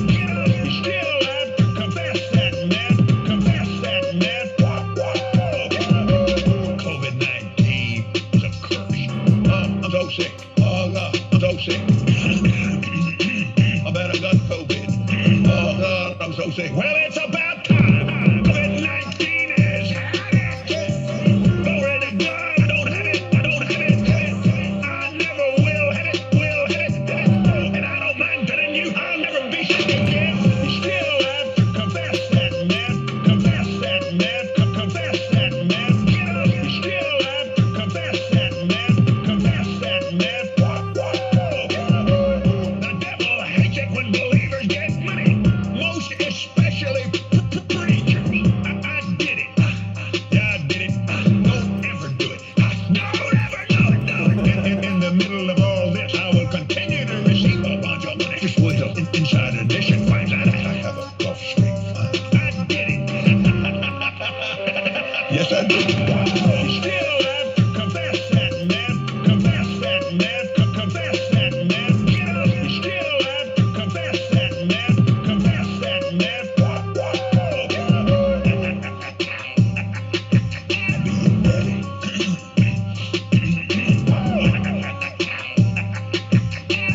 No wonder there was so much power in me. You still have to confess that myth. Confess that myth. Confess that myth. You still have to confess that myth. Confess that myth.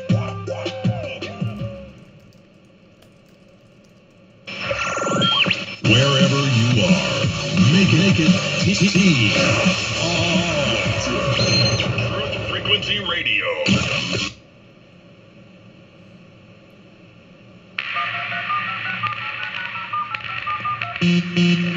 Condition orange. Condition orange. Situation Delta in effect. Please enter your agent number now, followed by the hash key. We have to create culture. Don't watch TV. Don't read magazines. Don't even listen to NPR. Time comes when silence is betrayal. More for themselves and less for everybody else. But I'll tell you what they don't want. They don't want a population of citizens capable of critical thinking. They don't want well-informed, well-educated people capable of critical thinking. They're not interested in that. That doesn't help them. Think for yourself. Question authority.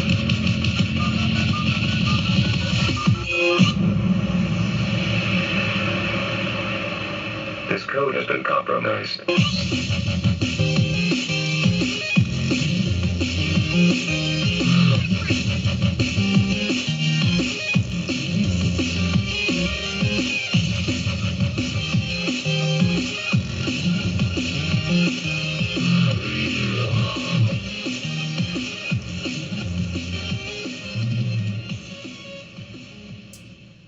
All right, we're back, Truth Seeker. We got an hour of show left. We're taking your calls the rest of the way. There are just 5 people on hold right now, so we're going out to New York, then Grand Prairie, Texas, then Bamble, Texas, then Lapeer.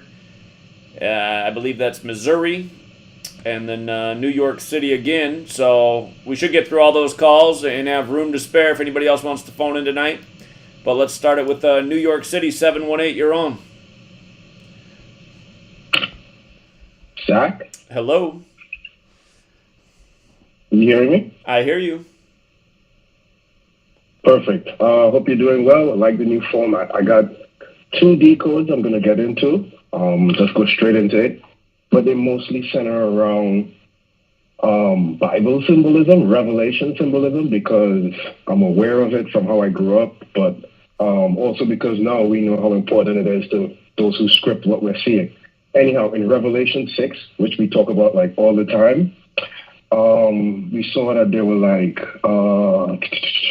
horses coming out one by one. The first one had a bow, and we saw that the bow in really Greek kind of relates more to, if it were translated today, it would be needle. And the first horseman was in white, and he had a corona, he had a crown. So when we transition now to the second horseman, you'd see that that second horseman was given a sword, and he was going to take peace from the earth, and he was dressed in red.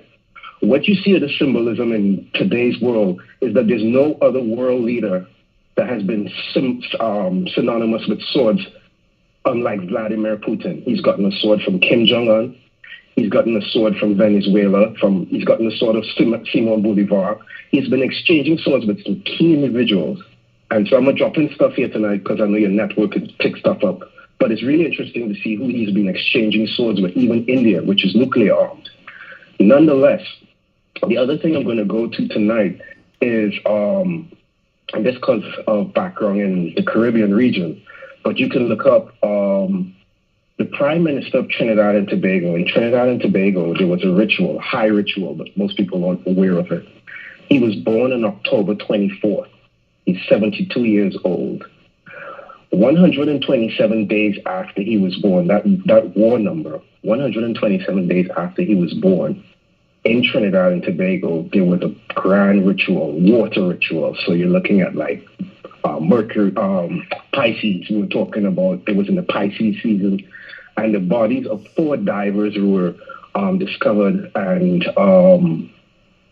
it was in that Gulf of Paria, which is between Trinidad and Tobago and Venezuela. And if you look up the Gulf of Paria on Wikipedia, it tells you that jurisdiction, that Gulf of Paria is split between Trinidad and Tobago and Venezuela, and that's where the oil from these 2 nations come from. And Gulf is so synonymous with war. But anyhow, this happened 127 days after the Prime Minister's birthday, and the particular ship that was involved, it's called the Berth 6, BERTH 6, which in the Latin cipher is your 201 calling card. So that was one thing that is going on in the Caribbean. It'll be really interesting to see what happens with Venezuela and Trinidad in that landmass, that oil there, where Venezuela will line up with Russia and who Russia would align with as this second horseman rolls himself out. The other thing I was going to point out too is, like I called last year, I was looking at 26.3 and saying, yo, there's going to be a volcano. It didn't happen last year. It happened this year. This weekend, 26.3, there was a volcano in the Philippines. Now, this has been the 4th volcano in the last year since Busta Rhymes released his video. Now, if you go on his video that came out when he released Extinction Level Event 2, 4 minutes and 41 seconds in, like 144 in reverse, it literally says volcanic eruption, 441 minutes in. But what's really interesting is this 4th volcano, and this music video starts with Mr. Chris Rock speaking and giving an introduction to Busta Rhymes. So anytime I see Chris Rock, I see a volcano. So this weekend there was a volcano, 26.3, there was Chris Rock getting slapped. Nonetheless, the first volcano occurred the day Prince Philip died, the exact same day. Not Uncle Phil, Prince Philip. And I suspect that since there were 4 volcanoes, and on Busta Rhymes' Twitter he has a cigar, 5 cigars in a circle. Now, if you divide a circle of 360 by 5, you get another 72. That we'll see one more volcano.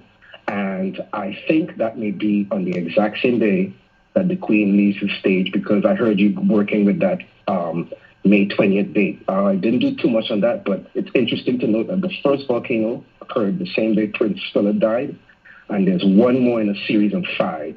They've been hitting islands. They've been hitting the Caribbean islands, which was Sufrir. They hit Canary Islands. There was one that was, the third one is I got my notes here. But the fourth one this weekend was in the Philippines.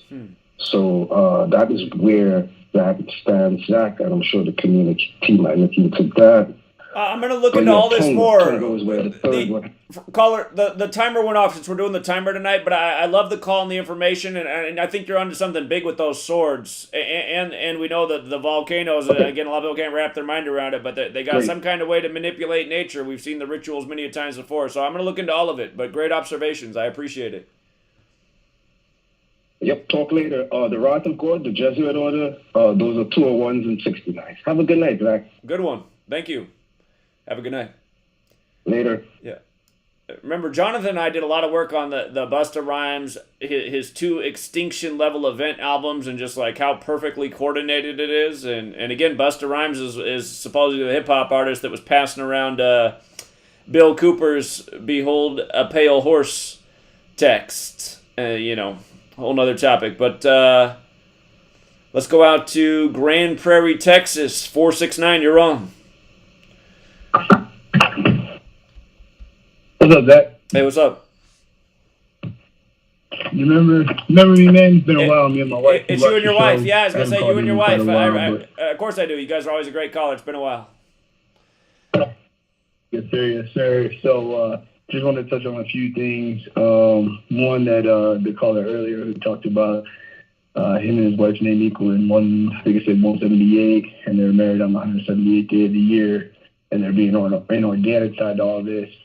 I think, at least from what I've looked at, what I believe, there is an organic side. I think what you're pointing out and what you show us on a daily basis with your breakdowns is a deception. And so the organic side means that, yes, these things align. That's just kind of how it goes. However, when there's manipulation behind the scenes, it becomes extremely obvious, which is what you're pointing out on a daily basis. And basically, the people who are doing this, who hold the power, right, they're trying to play God over us. And they understand that this is how it happens naturally. So what they've done is replicated that so that they can play God over us, right? And everything that they've created, their money system, their governments, countries, right? All of these things are their game. And as long as we continue to play their game, they continue to win. So, it's when we decide, all right, you know what? Fuck your game. Oh, sorry, my bad. We're on TFR. We're allowed to cuss on TFR right now, by the way. We're allowed to cuss on TFR technically. The rules changed like a year ago. I think we're not. Cool. They used to be on some Denver station. I don't think they are anymore. So anyway. Okay, cool. I missed that. But so I think that's where that comes in, and I think that's why it shows up so heavily in all these events, sporting events, national news and whatnot. Because all of this is manipulation. It's all created to manipulate us into thinking and having certain, ideas that they want us to have, right? They only give us the information that they want us to have. So that was my touch on that. As far as the boy talking about Jesus earlier and all that, I think, honestly, Jesus is just a metaphor for the sun. If Jesus was a real person that existed, I believe he was the first to reach spiritual enlightenment, which allowed him to do things that people considered to be miracles, right? Things that the average person couldn't do. And, you know what I'm saying, like basically through so the problem with Jesus is if you believe the Bible and you read it, he disappeared at age 12, he came back at age 30, right? What did this motherfucker do in between? That's what we need to know, right? He didn't get to do the things he did by turning the other cheek and being nice and being caring, right? Like, he went off and studied some shit, came back, and now he could break you off with whatever it was, right? So, but that's a whole other topic. My last thing I want to touch on, Rambo earlier was talking about the movement in Jesus and the representation of the age of Pisces to the age of Aquarius. Again, the age of Pisces represented by 2 fish. All the references in the Bible about Jesus and 2 fish, right? He fed the masses with 2 fish and a loaf of bread. He helped 2 brothers who were fishermen, right? Teach them in to fish, he eat for life, whatever. All these references. Then, like Rambo mentioned, the man carrying the pitcher of water. And I don't know the passage in the Bible in which this is written, but the passage states that follow the man into the house. He carries a pitcher of water. That man is like he said, Aquarius, right? He's the truth bearer, the water bearer.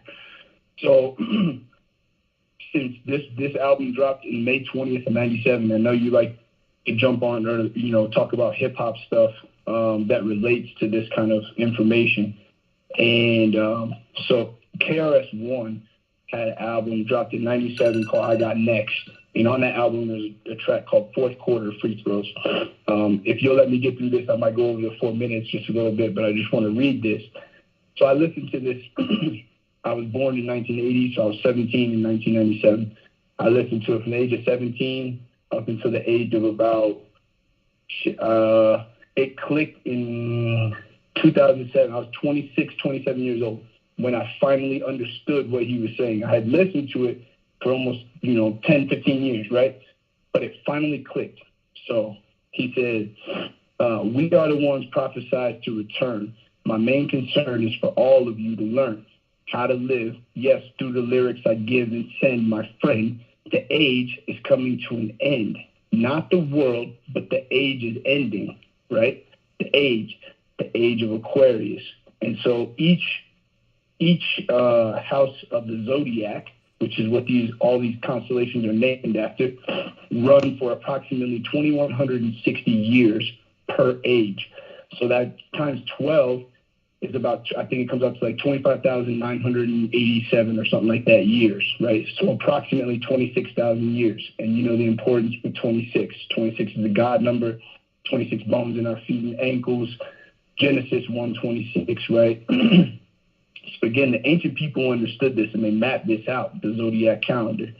Everybody was freaking out in 2012 about, the world's going to end, the Mayan calendar ends. Wrong. The Mayan calendar didn't end.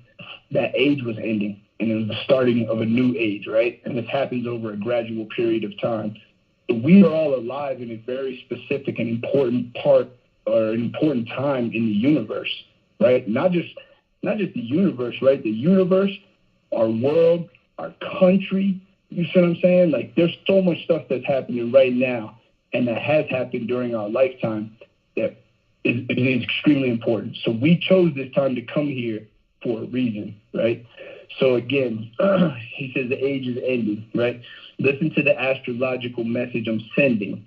Truth is truth, whether or not you like me. We are living now in the age of Pisces.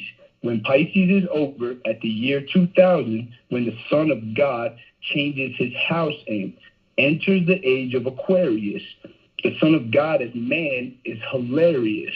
When you think of Jesus, think of the sun, the flaming sun. That's where they stole this concept from. Stop believing and read your Bible logically. The New Testament is really old astrology. Jesus is the Son of God, no lie, but they might be talking about the sun up in the sky, the sun that hangs on the cross of the zodiac with 12 signs to be exact. Each sign is a house, and you should keep in mind, right, that each house equals a period of time. Time, 2,000 years, and that's a fact. It's called an age or a house of the zodiac. It's called the 12 disciples are 12 months of reason. The 4 gospels signify the 4 seasons. When Jesus fed the multitude with 2 fishes, it signified the age of Pisces, not fish on dishes. If you read the Bible astrologically, it's clearer. The next age will be the age of the water bearer. It's called the age of Aquarius, when logic and truth will take care of us. So in this age of spiritual dignity, you'll see a rise in femininity and creativity meshed with masculinity. You got to get with me. This is your true her story. Do you want to go high? You see what I'm saying? And what do you see happening right now? You got this transgenderism, right? Meshing masculinity with femininity. It's crazy, bro. This cat put this out in 1997. That's right? You said it was KRS-One, right? You said it was KRS-One song? Yes, sir. It's called Fourth Quarter. He's super knowledgeable. He's a Mason KRS-One, so I mean he's in with the secret societies and he knows more than most people. But yeah, and he's also a million times better than any of the mainstream rappers today. But what's the name of that song? Sure. It's called Fourth Quarter Free Throws, and it's on the album I Got Next. All right, I'm gonna look that up. I appreciate it, man. I let you go over time, but it's good to hear your voice. It's been a while.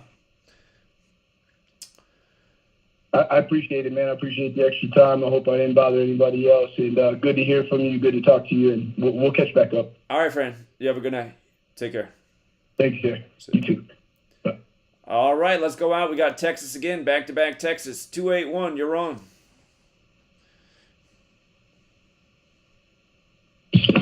Hello. Hello. Oh, shit. Oh, hey, Zach. I'm just going to tell you, man, appreciate you for real, man. For real. On God, because, you know what I'm saying, it really helped me, you know? Well, I You know appreciate what I'm saying? That knowledge, I that real appreciate hearing shit. that. You're welcome. Thank you. Yeah, man, because, you know, back when I was in school, you know, not too long ago, you know, you're surrounded by a lot of fucking fools, bro. Like, a lot of people who, like you say, don't know shit about shit, you know? Indeed. So, School and everywhere else. I'm just glad I ain't gonna die knowing that most of this is some bullshit. Most of everything, you know, you taught, you eat, it's all bullshit. So, I'm just glad I'm gonna know the truth. Indeed. Indeed. All right, friend. Well, I appreciate the support, man. Stay strong out there. You too, man. All right. Will do. You have a good night.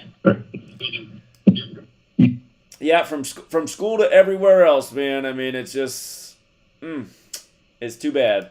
Let's go out to, it's funny that this person's calling in tonight. I thought about him and his brother tonight. I thought, we haven't heard, I mean, I give him and his brother a tough time, but they're phoning in tonight. It's funny. I thought about them just before the show, too. How you doing tonight? What's going on, Michigan? Hey, Zach. It's been a minute. How you been? You know, I guess as well as you can be in these times. Yeah, I can hear you. What's going on? Okay. I sent you, I think I sent you a text earlier. I'm not sure if I had the right number, but so my nephew is a musician and he wrote a song and produced it, did all the music, and he's on YouTube, and I was hoping you could check it out and maybe play it on your show. It's a pretty good tune. I don't think it's too long, and I think everyone would appreciate it. It's Kevin James Marcotte on YouTube, and the song is called Flatline. I definitely got your email, and I definitely checked it out. And, yeah, I'm happy to play it for you at the end of the show. So let me just get his channel back up. All right. Yeah, I will play it. Flatline, we'll do it at the end of the show. You got it. Cool. Appreciate it, brother. All Keep right. it up, man. Love it. All right. Yeah, you're welcome. See ya. Yeah, you have a good night.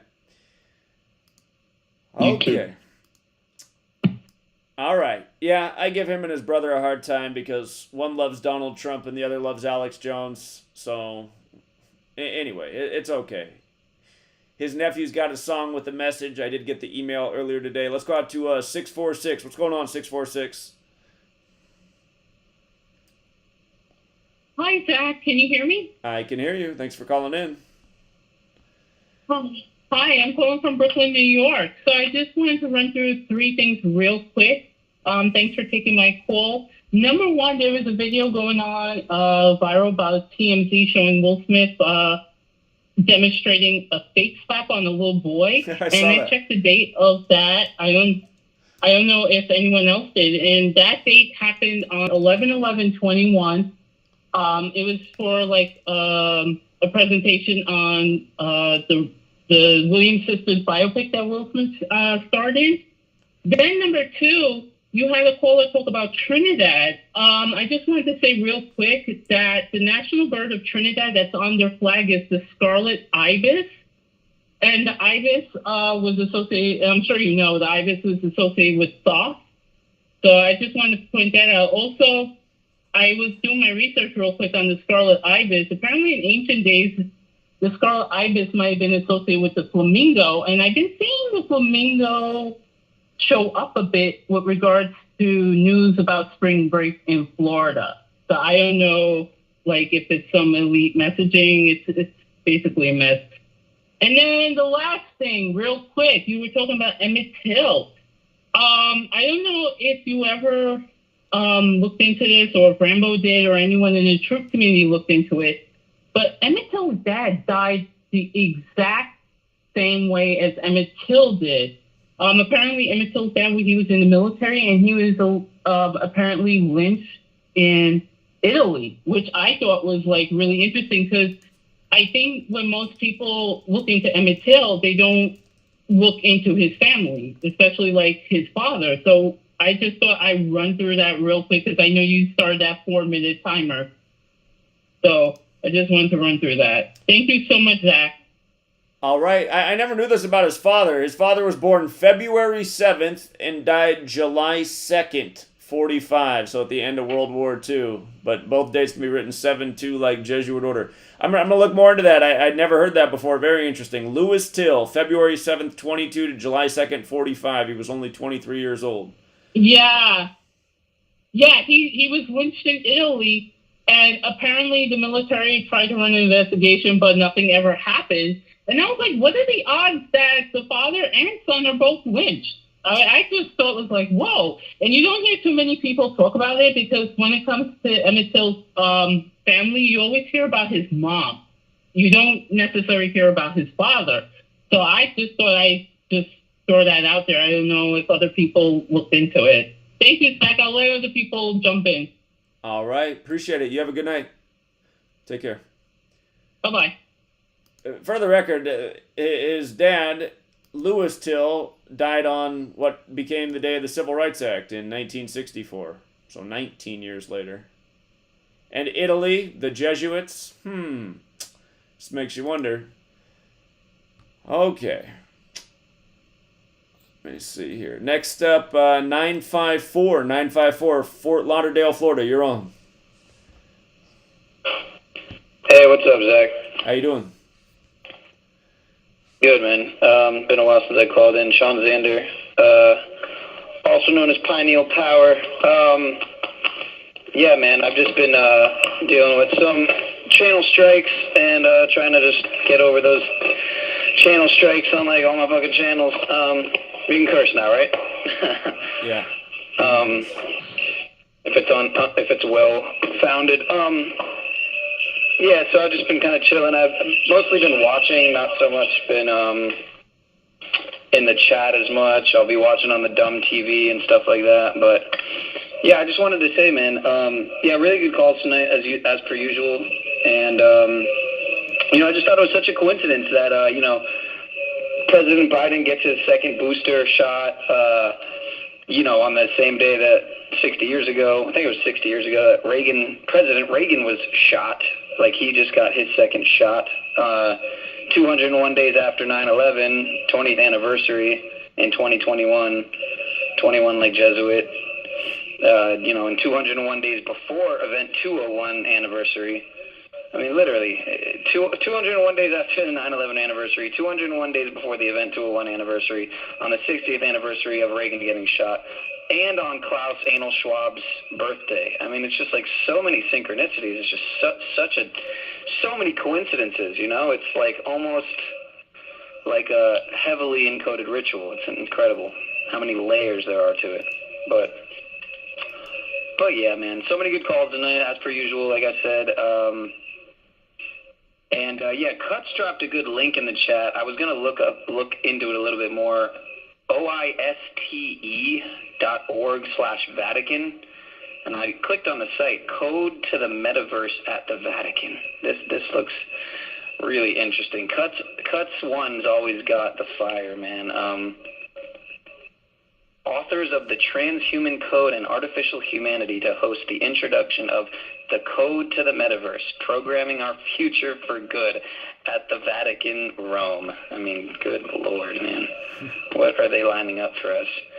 But, yeah, I'll keep it short and sweet. I do look forward to the third book. I would like to be the first one to make the audiobook, like our sister, Knowledge. Sure. I hear you. The music cut us off. We'll be right back, everybody.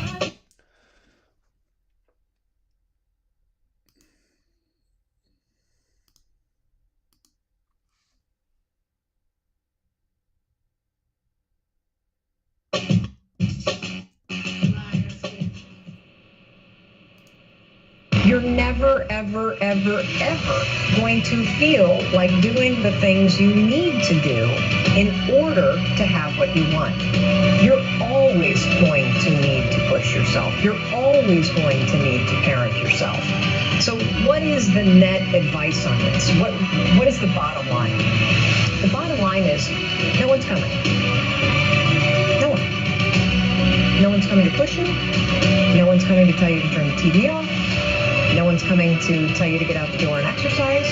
Nobody's coming to tell you to apply for that job that you've always dreamt about. Nobody's coming to write the business plan for you. It's up to you. And because you're only ever going to do the things that you feel like doing right now and that feel good right now, unless you understand that you've got to parent yourself, you've got to push yourself, you're not going to make your dreams come true. You're just not. The reviews for Extendivite are amazing. Here are some from Amazon. September 2018. Extendivite works in keeping my blood pressure in the normal range. I've been using Extendivite for many years now. May 2018. Great product. I use regularly and I rarely get sick. March 2018. This product has relieved what appeared to be angina pain in my chest and shortness of breath after climbing stairs. I'm quite happy about it. February 2018. My husband, son, and I have been using this product for a few months now, and we have noticed an improvement in our joints and blood pressure. Tell us your story. Get Extendivite today. To order, call 1-877-928-8822. That's 1-877-928-8822 or visit heartdrop.com. Extend your life with Extendivite. If there's something you want to achieve, you can achieve any freaking thing you want as long as you know what the goal is. That's why goal posters or goal boards or even just telling someone what your goals are, writing them down is so important, because once you can identify your goal, it makes it so much easier to work towards it. And that's something that I think our children are not being taught in the school system right now, is how to set a proper goal. It's like, hey, what do you want to achieve? Well, the teacher gave me these things I want to achieve. Okay, well, what's that going to do for you? Well, I don't know. The teacher said I had to do it. Okay, that's great, but it doesn't teach them the logical thought process or the creative thinking process to develop a goal and then reverse engineer what they need to do to accomplish that goal. And we need more of that true goal setting in our society. Otherwise, we just have a bunch of sheep who have no idea what they're doing. They're just bumbling around. Don't be a sheep, be a goat. They're more creative and adventurous anyways. Be an ornery goat. No hate, no hype, no fear. We are TFR, your protection from deception.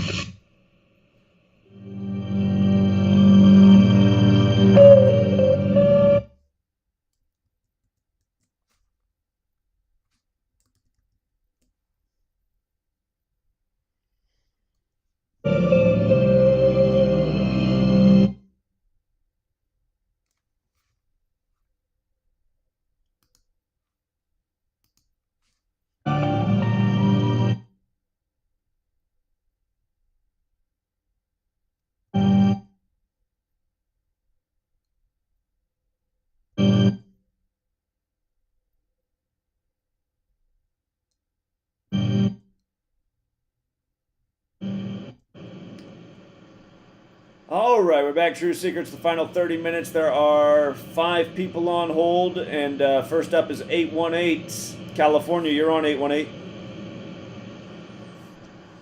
Hi, Zach. How are you doing? Doing well, thank you. I just wanted to bring up a couple of things I noticed this week. So on the 24th of March, I was checking the Daily Mail, which I just do. They seem to have coverage of a lot of this stuff that we should be, like little clues. And they had a weird story about Dave Collier from Full House, that he, was an alcoholic, and then he posted a throwback picture of his bloody face from a drunken fall. And they said it was 2 months after Bob Saget's death. And then they had him with his bloody face, and he looks just like Bruce Willis in the picture. And then they had a cutout with him and Bob Saget from Full House, and he's wearing the number 3, and he's 62 years old.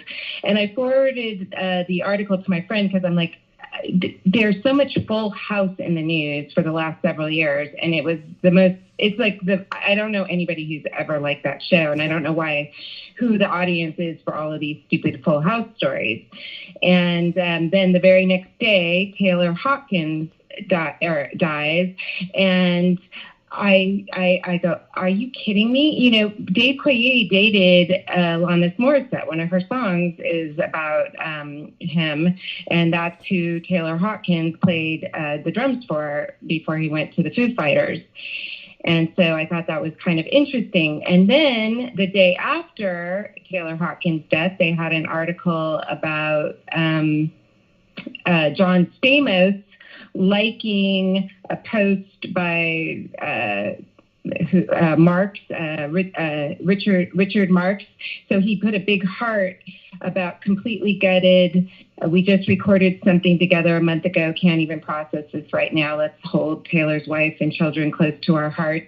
And then they also wrote an article about John Stamos, you know, his last text with Taylor Hawkins. You're like, I didn't even know that those guys were friends. So then you know, his death was kind of the story before his death was Dave Coulier with Alanis Morissette, and the story the day after is John Stamos. And then when I went to go look at like slapping, you know, Full House actors that have been slapped, and then they had, now they're calling the Oscars the slap heard around the world, a tribute to Bob Saget. But Lori Loughlin, they had several articles of her being given a slap on the wrist, or she was slapped with a bunch of indictments or whatever. So they use that word a lot with Lori Loughlin. And then John Stamos had slapped Matt Lauer on the Today Show. So those were two sort of interesting things to bring the slap into that storyline. And then one other quick thing, I don't know if you've maybe even said this, but I just kept hearing Klaus Schwab, and I'm like, what the heck does that remind me of? And I'm like, it reminds me of Schwabenland, the new Schwabenland that Hitler wanted. I'm like, they're just putting it in our face. We're like saying Klaus Schwab, that's friggin' Schwabenland. And so I went to do research on that family name, and they, sure enough, really the actual Schwabenland territory was controlled by Schwabs. So he actually probably comes straight out of that family line that controls all the Schwabenland territory.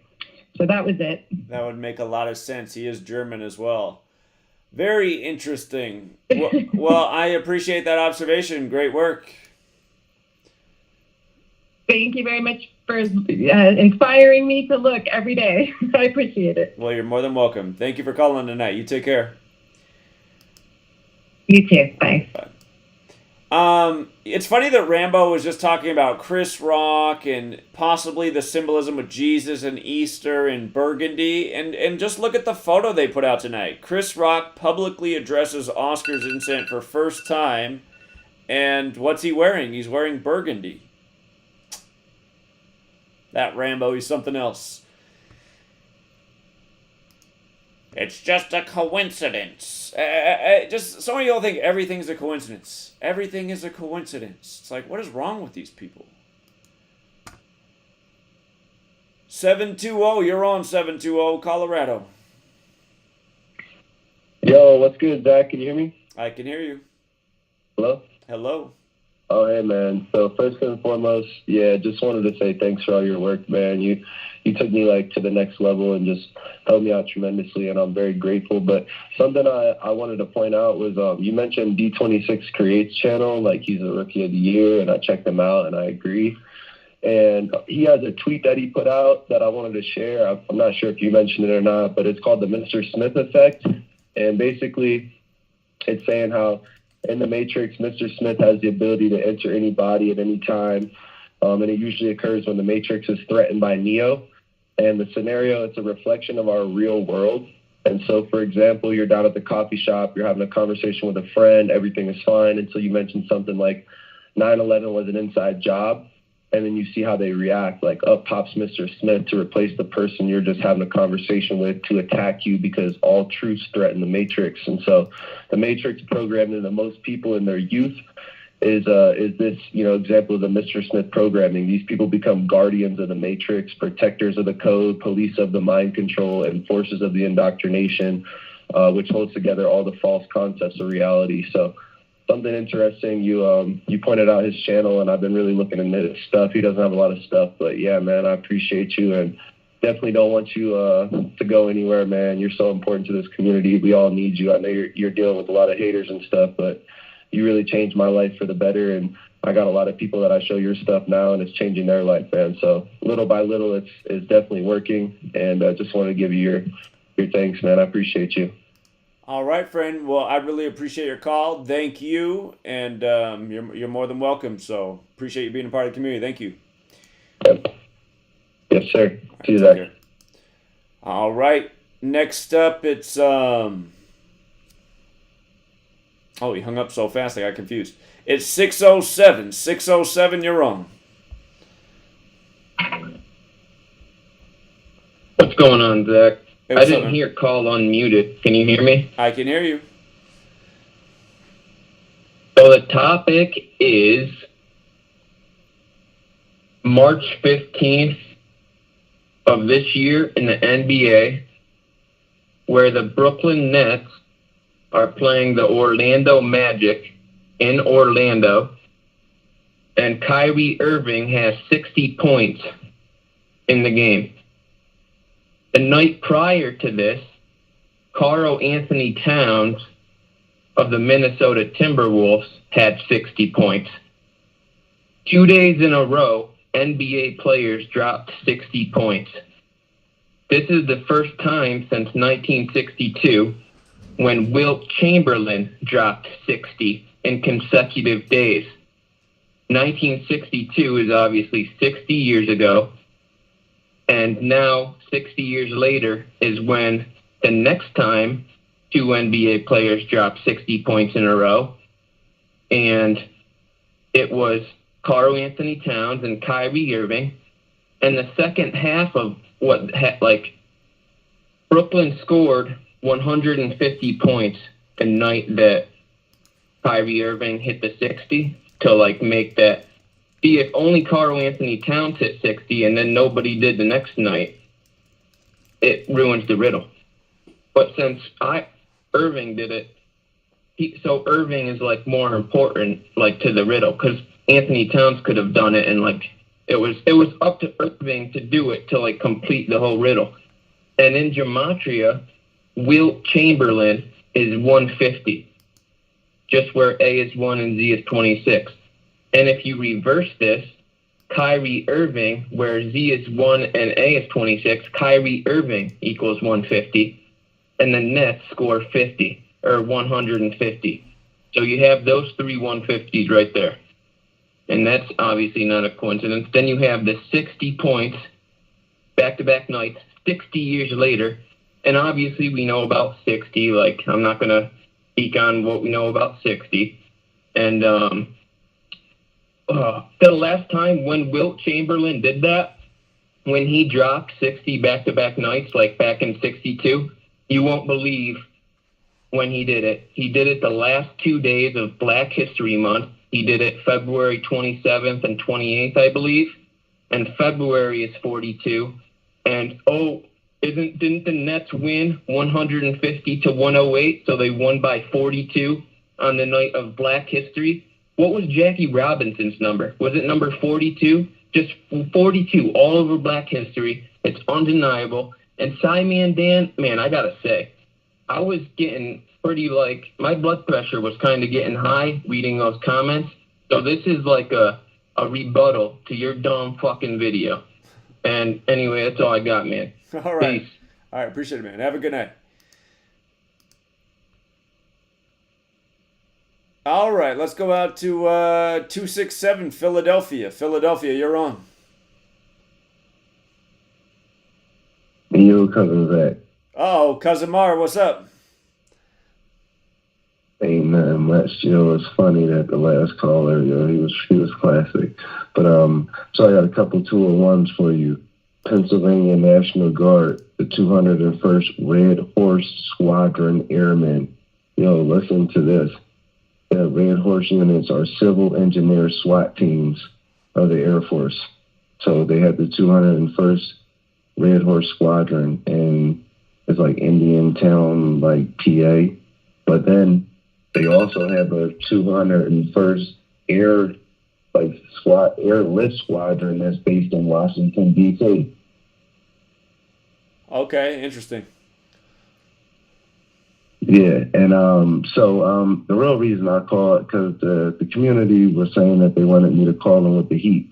So I'm watching you live on my television, and I was hoping to get to you before you left the screen that you were just previously on. Can you back click and go back to whatever Twitter that was? Okay, I'm back there. All right. So I'm gonna wait for it to get up on the television because it's delayed on my television. Yeah, it's like a 20 or 30 second delay. But you're talking about the Joe Biden thing, right? Yeah, The New World Order thing? Yeah. So listen, right, Cousin Zach. So you on pound payment, we want to make some noise. We really want to we want to get busy, or this is what we want to do, right? That's the plan. All right. Well, is there any way that I can talk to you off air, because I can pass you on something that if you really want to make noise, we can make some noise. Okay. I'm just going to pass you off information, and then I'll tell you how I got it. And I'm a straight up honest dude. I ain't going to bullshit you. But I just had the luxury of, picking up a vehicle at this guy's house. So you understand what I'm saying, right? Okay. All right. So I just need to talk to you off air, and then I got you. And then we can make noise. We can pound payment right there. Okay. I'll give you a call tomorrow then. I got your number, so. All right. Yeah, got you. All right. That's all I had to say. We going pound payment. We going to actually go somewhere that matters, because the news will show up. Okay. They'd be like, yo, what's going on out here? We pounding payment where it actually really matters, Cousin Zach. Okay. All right. I'll call you tomorrow and find out what the game plan is. I appreciate it. All right. Got you. All right, man. You have a good night. All right, later. Thank you. Yeah, You too. I appreciate it. Okay, let's go out to Pennsylvania again. 814. What's up, Pennsylvania? Can you hear me? I can hear you. Yeah. Yeah. So you know how their the current fear mongering is about white nationalists or white supremacists, far right, blah blah blah. So in July 2018, a man named Ronaldo Nazzaro, who goes online by the pseudonyms Norman Sphere and Roman Wolf, created a group. And of course, he lives in Russia now conveniently too. But the group's name is called, get this, The Base. Okay. And in Arabic, The Base is Al Qaeda. Right. And supposedly this guy had worked for Department of Homeland Security between 2004 and 2006. And if you look at their symbol they use on it's supposedly these type of runes or whatever, but it looks like a 111. Just like 9/11 left to 111 days up the year. But I didn't know if you heard about that yet, so I just wanted to throw it out. No, I didn't, so I will look more into it. I appreciate the heads up. All right. Good night. All right, friend. You have a good night. Thank you. All right, next up, Oregon. Oregon, you're on. Hi, this is LAF. Am I the right Oregonian? Yes. How you doing? Okay. Well, I'm good. How are you? Doing well, thank you. You sound great. Yeah, I just wanted to, when you invited us, this is the second time you've invited us to like fill in. I'm just a seat filler here this evening, but I do want to thank the chat for just being so conscientious, so determined, and so supportive, of this channel. And there's so many good names. The subject matter was killer. I love the timer. I'm just really excited about your book coming out and that you're taking some time to go ahead and, see what you can find, which I know you will. In fact, you probably already have. But nevertheless, I just want to be a supporter of this channel and just let these people know that, when somebody needs a seat filler, there's a good likelihood I'll call in.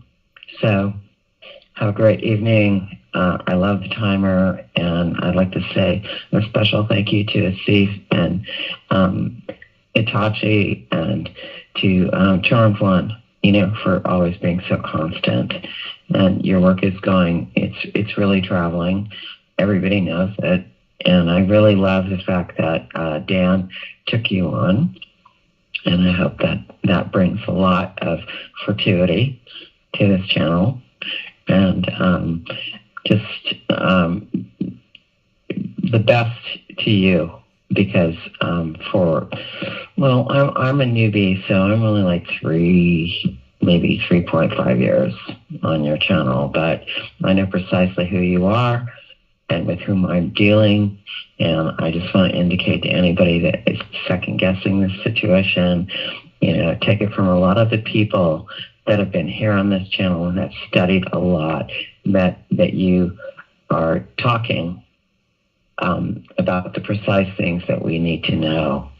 And I'd love to prove it further, but I'm on 4 minutes. So take care, Zachary. And I love the channel. Thanks, everybody. Bye. Thanks, LAF. Appreciate you, your constant support in the comment section. And they had more time to spare, but they wrapped it up there. So I do got to admit, though, I know LAF's always being supportive, but half the time the way their message is written, I'm like, I'm not exactly sure if I can decipher the meaning here. Let's go out to Ontario, Canada. 613. What's going on, 613? Hi, Zachary. It's Alexander here from Canada, Ottawa. Thanks for calling. And can you hear me okay? I can hear you just great. Okay, good. It's good to talk to you. Me and my mom, we watch every week religiously, basically. I think we found you by watching the Sam Tripoli show way back when you were talking about how all the games are rigged in football, basketball, and so on and so on. So basically all those, when we were like, wow, this guy knows some stuff. Because we've watched a few people like Alex Jones, and then we found out like, oh no, he works for the state because he's, pushes all these things onto people, and then you're like, well, what does he really mean? To get everyone hyped up and scared? Just another agenda to put fear out, basically. But I wanted to talk to you about tonight about there's a movie with Tom Hanks back. It was a teleplay movie back in the 80s called Mazes and Monsters. Do you know about that movie? I don't think I've seen that one.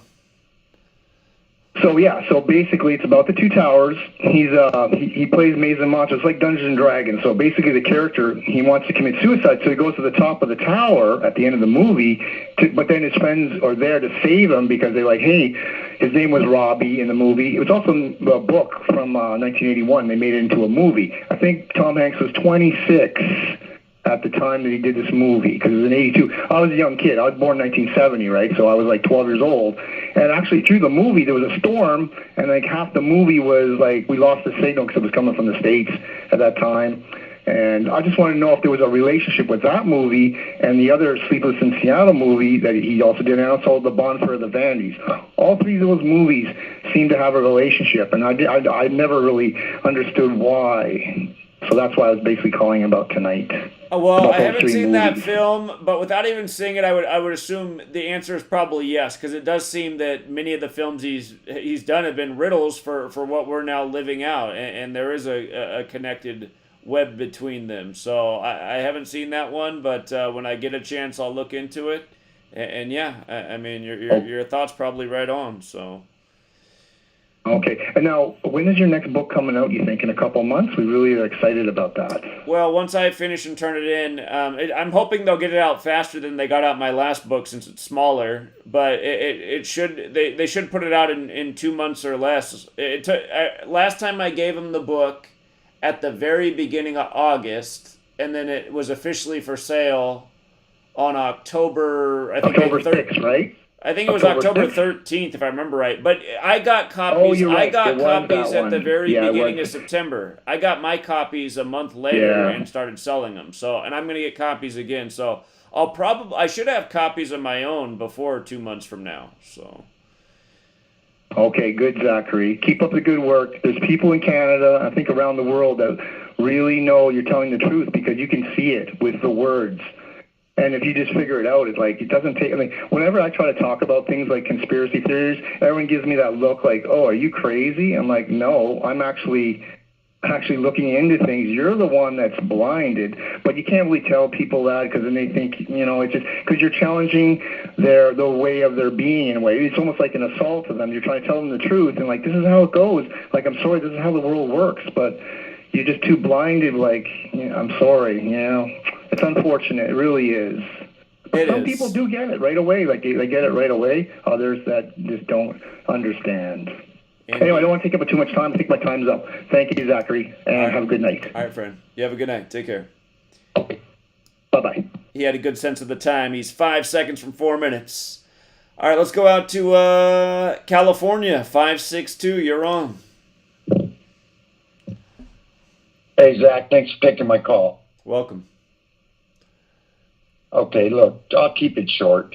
I don't know about you, but have you noticed if you try to, enlighten someone recently, they really seem to take in the information and tell you, oh, yes, I understand, and this and that. In the meantime, they're staring at me with a freaking mask and can't wait to go get their next booster. I don't get it. I hear you. I hear you. So. Okay. All right, man. God bless you. All right. Appreciate it. Bye. All right. Yeah, you have a good night. And we got our last caller on hold, Philadelphia, 267. You're on.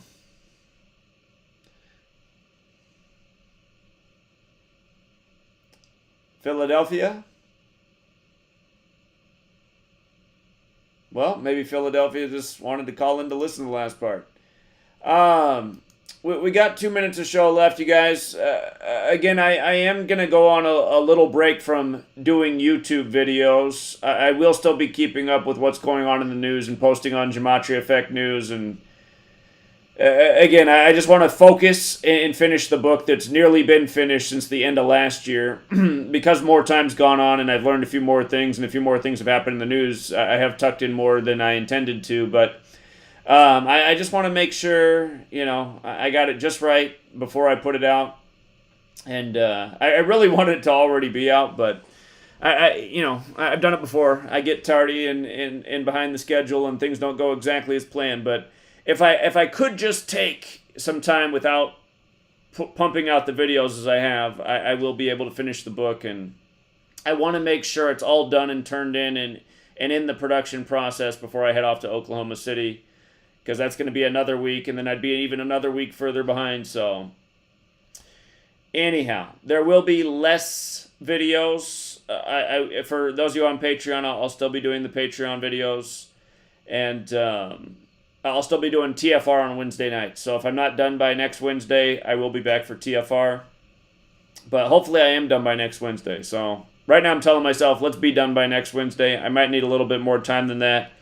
Again, because I added in some stuff, I messed with the flow in some areas, and now I'm not happy with the way it reads. And anyway, it's time-consuming when you write a book, and especially the way I am, because I write, and then I reread it again, and I reread it, make sure it sounds all right, and then, you're writing, and you're reading, and it's just, before you know it, the sun's up, and then the sun's already set again. It's just, if you've ever written a book, you'll see what it's like. I swear to God, it makes time go by twice as fast. But, yeah, so last video here for a little bit. And again, thank you to everyone who was part of the show tonight. And until next time, Truth Seeker.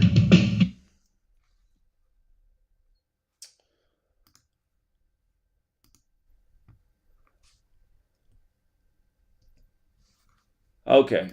And here, before I go, again, just to make sure everybody's following all the people that are doing the work.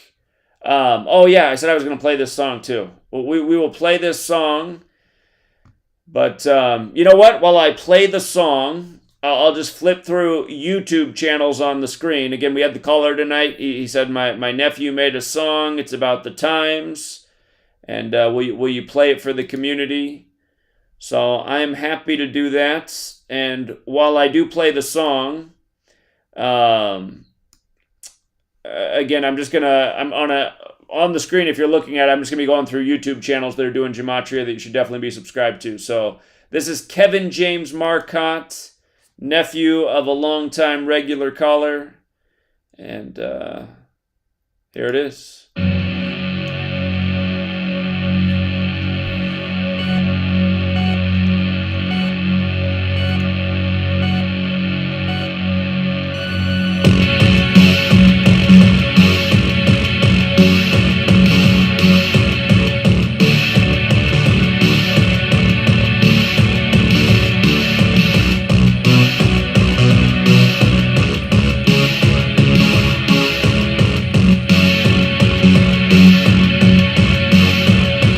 Is this comedy? Is this tragedy? Is it all about control? Is this really life? Something don't seem right. We're all frozen in the cold. Now I'm living in a world within. Can never be here again. Government is like sin. Microchips in your skin. Coming for your liberties. Because of what the policies. Don't even have a tyranny. The media's the enemy. In the land of the blind, one-eyed man is king. It's fucking insane. It's never gonna end. Flatline. We're all waiting on the flatline. I'm going out of my mind, having such a good time. We're all waiting on the flatline. I can't eat, I can't sleep. As I walk through these streets, man, all I see is sheep. All to bring them all home like little gold beef, but they don't wanna hear it. Keep your heads down in the sand as they execute the master plan. To control and a fighter stick, eaters inside us, they created a virus. Blame it all on China, come on. Hey, I said we're all waiting on the flatline. The wrong place at the right time. I'm going out of my mind. We're all waiting on the flatline. Oh, oh, oh. Flatline.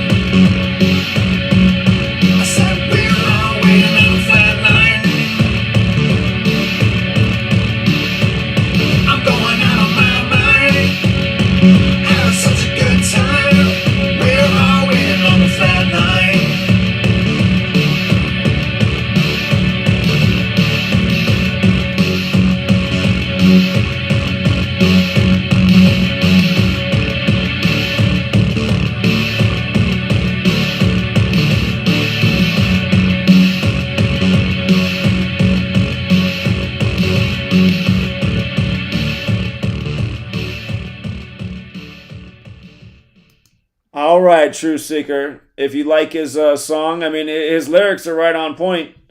Go give him a like. Kevin James Marcotte, just like you see it on the screen. And yeah, I think he did a great job with that song. So, and I think I went through. I know. Of course, I forgot some people. What's Jay's channel right now? I can't think of Jay's channel.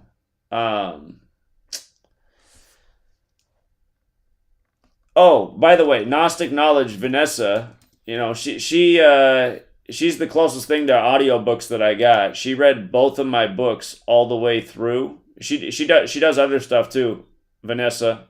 She's up here in the Seattle area. She's pounding pavement with me, but she did read both of my books all the way through. And the first book is a lot to read, so I mean, this is serious effort right here. But yeah, if you're not following her, or if you haven't read my books and you don't have time to read it, maybe you got time to play it in the background because she read all the chapters for you. So anyway, Gnostic Knowledge definitely needs a shout. And again, if there's anybody out there that I forgot. Again, apologies. I'm trying to think of Jay's channel, how he writes his channel right now. I bet somebody in the chat knows what I'm saying.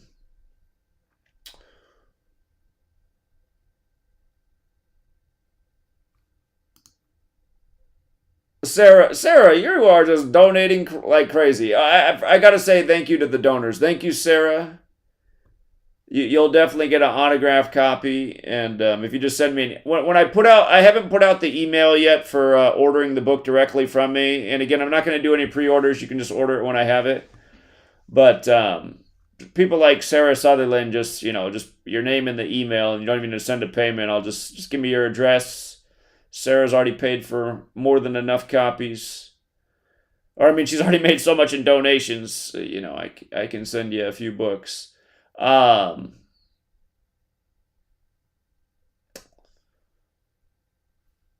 It's killing me that I cannot think of Jay's channel right now. So, Jay with Open Eyes. There we go. Jay with Open Eyes. He's on channel 4, huh? Jay with Open Eyes. There it is. Okay. So... And he's a musician himself, and he's already lost 3 channels. That 4 is for his 4th channel. And again, I appreciate all the young truth seekers we got. So Jay with Open Eyes, for the young people. And again, sorry to the other people who are doing the work whose channels I forgot. Just come post in the comments to just say, click on my channel. I'm doing Gematria work too once the video posts. And people will find it that way. At least people who read the comments will. So, and again, if you guys aren't using Free to Find Truth, that's the other thing to do. Sign up for Free to Find Truth. Lots of people sharing information and content. If you're missing my videos, you won't miss them for long. There's plenty of other people sharing all sorts of information on here.